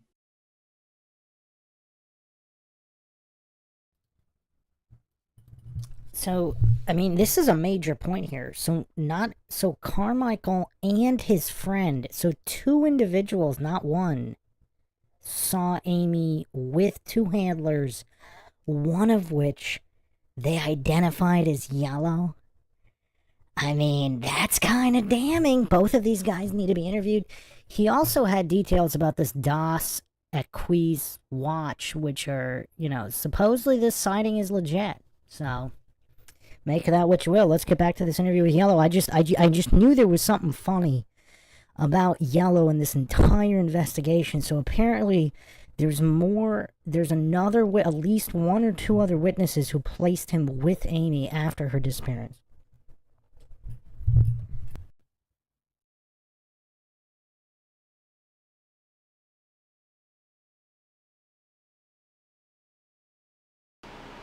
Listen, my life has been, I've lost so many opportunities Because of this? because of this. How? Because they Google your name or something? And that would terrible. come up. Yeah. I've been such intensively coming from Greece to Grenada when I got to London just because my name, Really? It don't happen now. I travel freely, nobody give me a hard time, but at that time, so I've lost, there were contracts on other ships that people wanted me to come for a couple months, good paying for a few months, that once my name was entered, say no, they would say that I had something to do with this missing girl.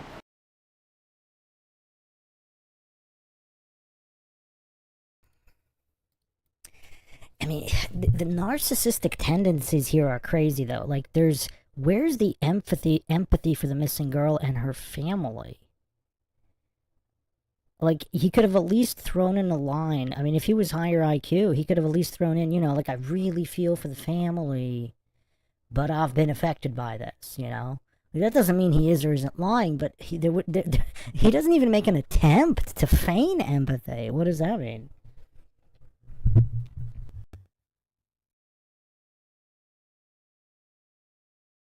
And I lost.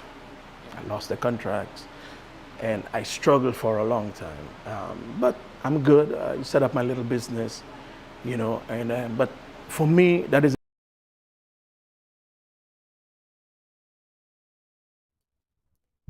Wait, he calls his church and exorcism a business? A little business? Wait, how many ministers or pastors, whatever they call it their business? Their business to exorcise? So he's charging money for these exorcisms? I mean, this is all really weird.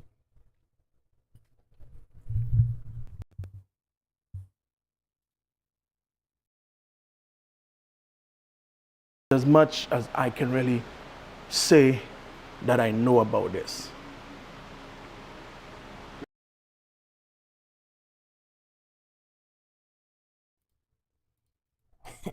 Wow, was that a Freudian slip there?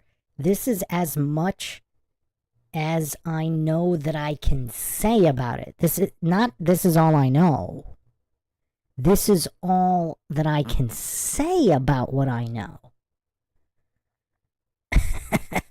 Now, is it possible he was kind of working for some really shady people and they think he might kill them or something, so he can't say more than he knows? But let's listen to that again.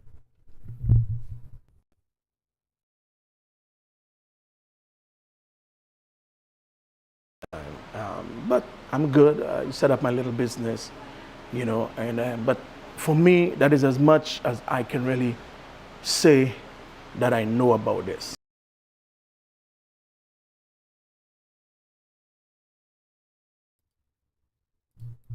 As much as I know I can say. I can say. So, that's just interesting phrasing.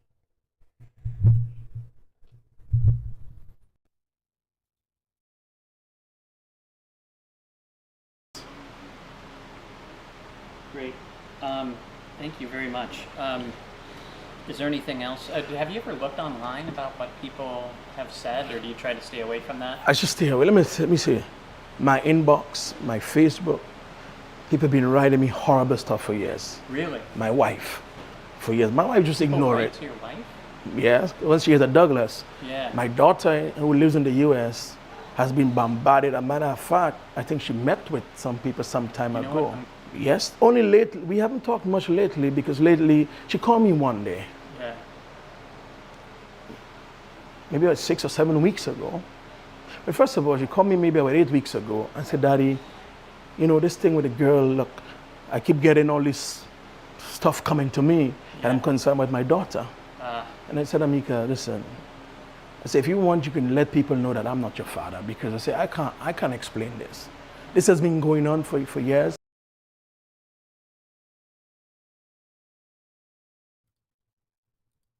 Wait, I can't explain this? What does he feel needs to be explained? If he's innocent, he just danced with her one time and left. That's an easy explanation. What is there that he can't explain? To me, it almost seems like there's something else going on here. Because if he were the sole perpetrator, let's say for the sake of argument, I'm not claiming this is true. I do not claim anything is true or untrue, obviously here. This is my job. If he was a sole perpetrator, would he say that I can't explain this? It seems like this, if this was some kind of an operation that he was part of, it seems like that would be more appropriate phrasing, because he's not allowed to talk about it, he can't say anything about it, he can't explain it.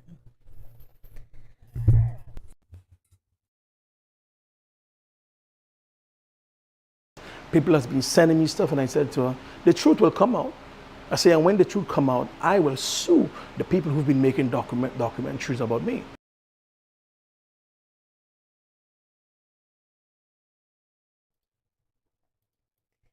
That's not really how it works, because if he can prove that their statements are fake, either through whatever means he wants to prove it, you don't need to have the truth. Otherwise, you know, that's why so many lawsuits happen, even with, you know, the JonBenet Ramsey case, or any of these famous cases, even when the people can win their lawsuit without the truth being out. So, yeah, I don't know. I mean, this guy's just really sketchy, guilty or innocent.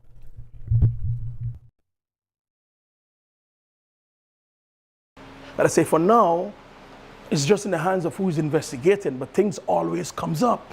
The truth, no matter how long it is, it always surfaces. Somebody's gonna know. Somebody knows something, and somebody will speak at some point. Yes, I think so. And I said that to her. About a week later, she called me. And I'm not stupid. I know people were listening to her. And I didn't know at first, but I can tell you how I knew after. She called me and said, Daddy, you know, I spoke to you about the people sending me stuff. And this Amy, and there's a documentary about you. How come people can say they saw you on the beach? I said, well, I was not no beach.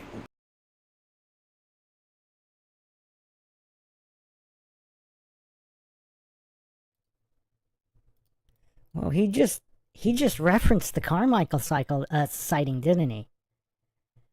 That people say they saw him on a beach. He wasn't on the beach. This is really interesting, because Renner was not the one who brought that up. This is almost a case of, again, that doesn't mean he's guilty, but a lot of guilty parties, they insert details nobody brought up in an attempt to explain them away. Because Renner didn't bring up any sighting on the Carmichael sighting with the beach where... So he knows that he was named in that sighting. I mean, that's very interesting. So I'm assuming these interview questions came up either by the FBI or otherwise.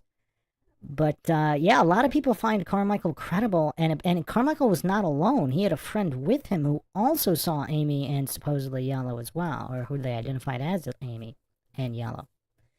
I mean, that's really curious. And now he's, the over-explaining and just bringing up these details, trying to explain them away. I mean, I don't know, maybe an innocent a super low IQ innocent person would do that? Like a super shady, possible criminal person who's not guilty of the crime they're accused of, would they behave this way? I don't know.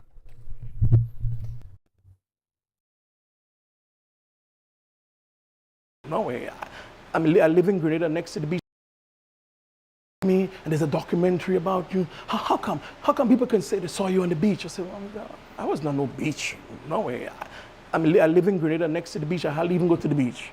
So, I mean, why would I be on the beach? And people say they saw you. I say, well, if people have seen me somewhere, then of course they have evidence then that I know this girl.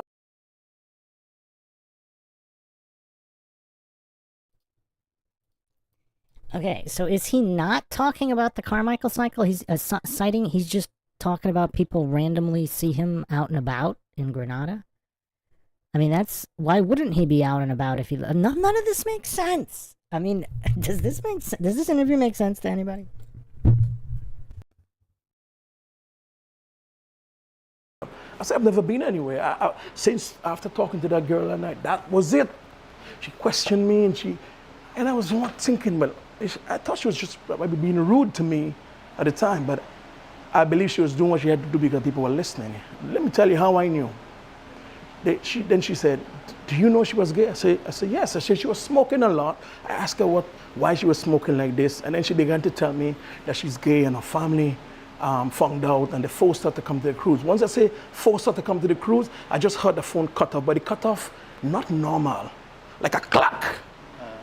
I've watched enough movies with FBI and stuff, tracking and listening. I'm watching, when did the phone hang up? I said there were people listening to this conversation. I didn't mind, I called her back, she never answered. Then my son told me, Amika is in Georgia, so that's where she went to meet who she went to meet. Amika is in Georgia because they communicate, and she's going back home today. So when he said that, I added what I felt, and I said, okay. And she got back home, she sent me a text, and the text showed how some people sent some stuff to her, you know, where is Amy, on her, and she said, this is what I am talking about, Dad. I know you don't understand, but this is what I'm talking about. And then she said, I don't deserve this. And I wrote back and I said, Amika, what have I done to you? And that was the last conversation I've had. She hasn't got back to me, and I decided I'm leaving. I am the kind of guy who like to let things cool off. Yeah. So I just left her. I'm waiting on her because I know she's gonna reach out at some point and say, Dad, I'm sorry, I know. It's gonna come to pass somewhere, somehow. Whoever knows, somebody knows.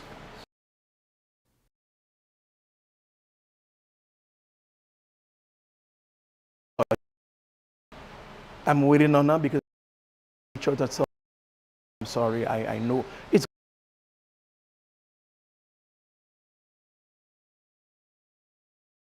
he knows. True crime.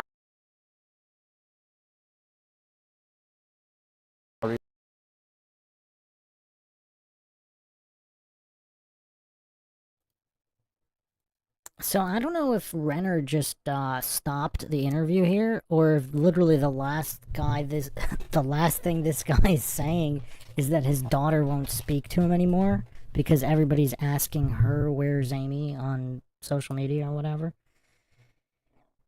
I mean, this guy's ability to just make it all about him and his struggles is, I mean, that's interesting. Now, again, maybe it's all valid. Maybe he's 100% innocent.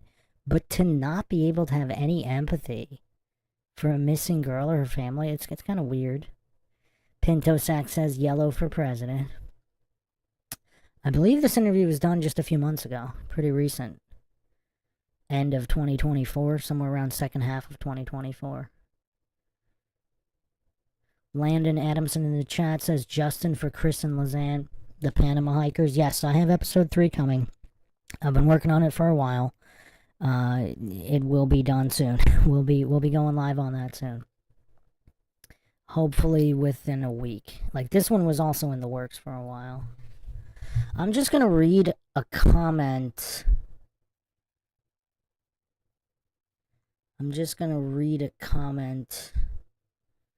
Clark Rice says, guy's career was ruined over some dirty dancing in a 10-minute convo. Yeah, but it was kind of more than that. You have people citing him with Amy, even if they're mistaken. I mean, there's multiple points here. It's not just one point.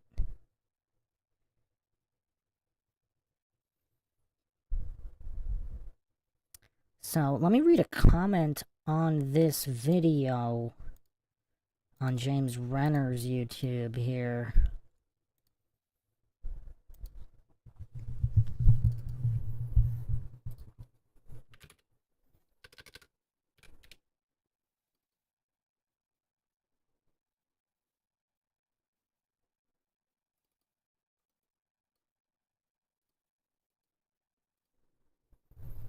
This is a comment from Popsicle People.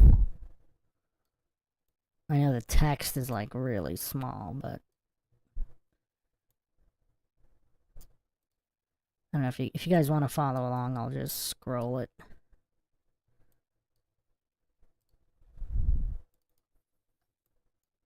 He doesn't offer any thoughts or ideas about what might have happened to her. He distanced himself from her and from the situation while talking.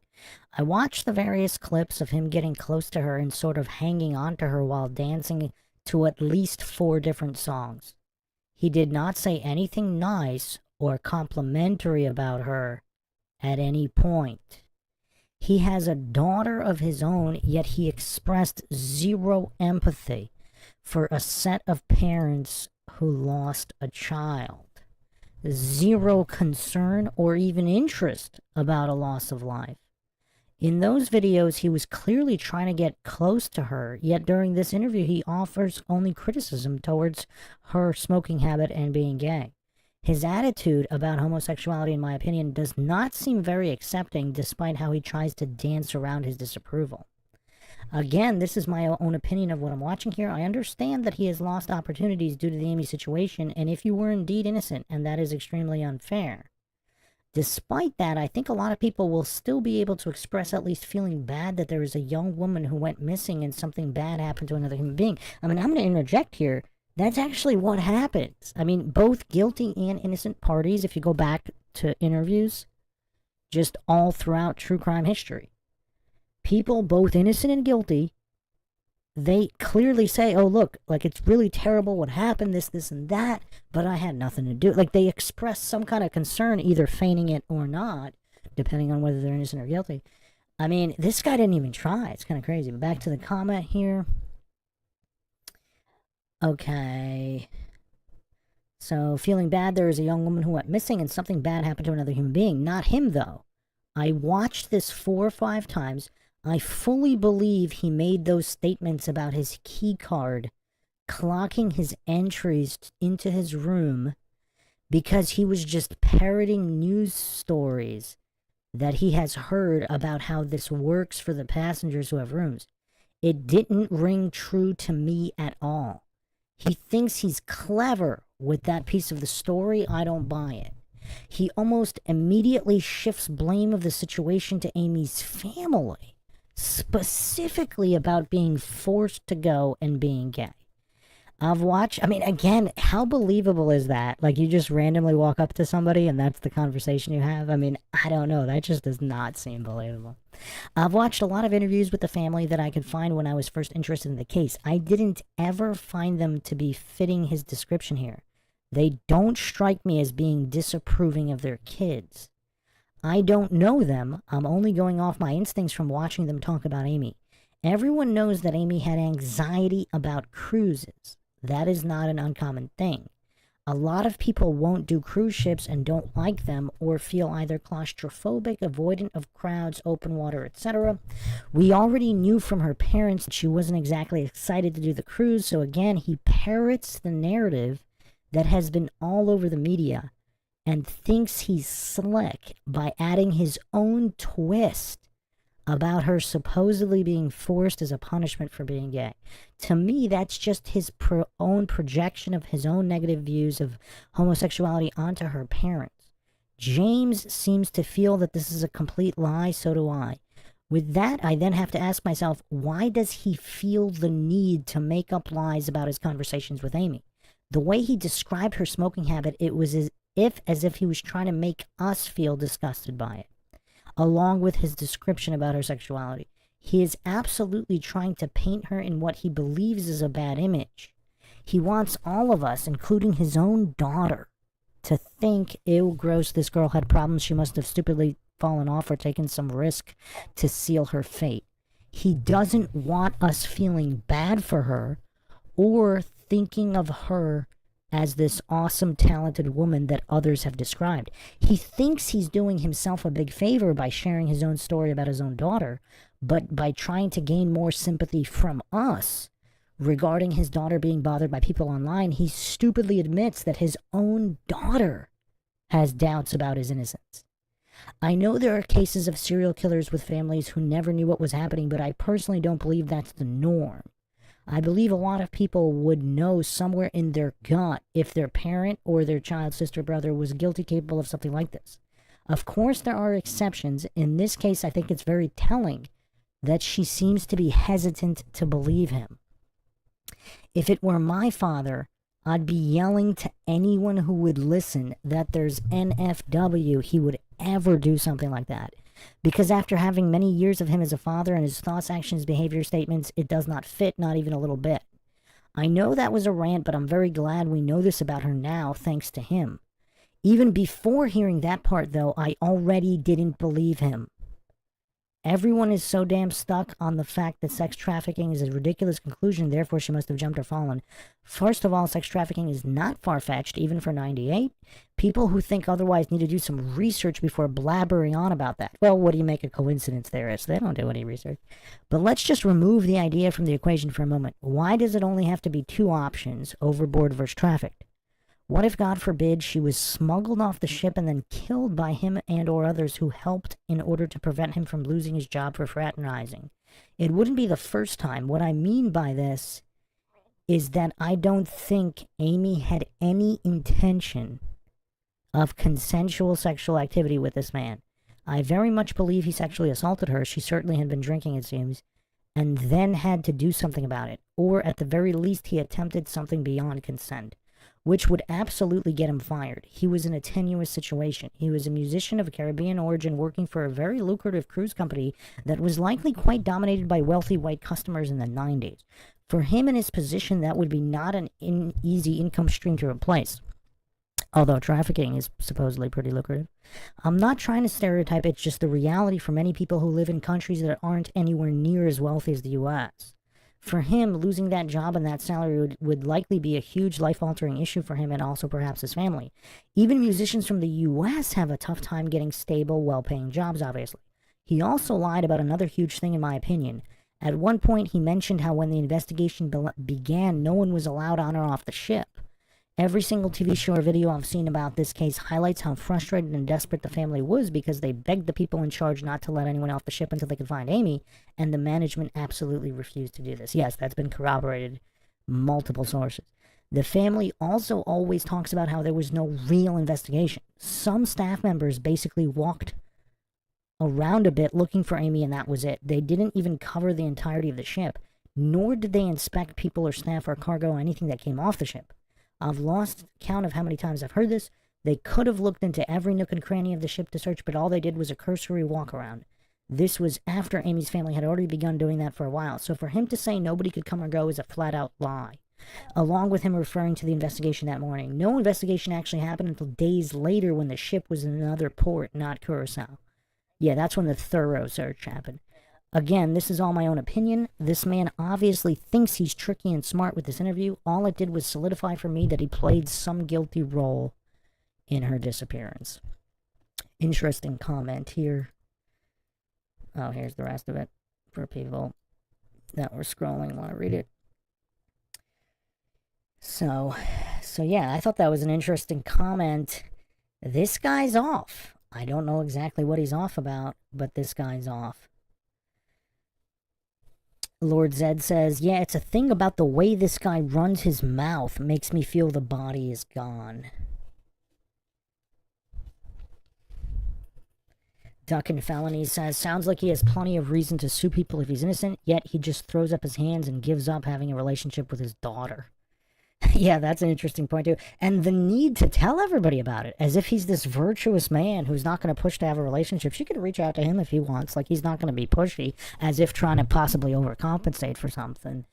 I don't know. Again, I don't claim anything is true or untrue, but this is not how I would think a normal interview with an innocent party would take place. Pintosack says, Bruce livestream Q&A with Yellow with bonus footage of exorcism of Maxwell Powers. Wow. Wow. Clark Rice says he probably has an NDA with the cruise line regarding losses. That's interesting. That is interesting. Huh. That could explain some of the comments, but yeah, this is wild. Clark Rice also asks, wonder how surprised Yellow was when Renner tracked him down at his church. I'd say old boy is in hiding. I mean, yeah, this is really, really tough. There's actually a bunch of stuff we didn't even get to. We're going to get to it in the next episode. I got some more bombshells. Major, major bombshells. But I hope everybody enjoyed another edition of the MINDSHOCK podcast. We're going to wrap it up here. And we'll be back for more in the next episode in the most comprehensive and exhaustive series on this case. You want to help support the podcast? You can donate to our PayPal. Make sure to subscribe, like, and share. Twitter, Facebook, Reddit, Patreon. You can also become a YouTube member right here on YouTube. Help support the channel. That way, keep up awareness in all of these cases. Justice delayed is justice denied. This is Bruce McGuire signing off. Catch you guys next time.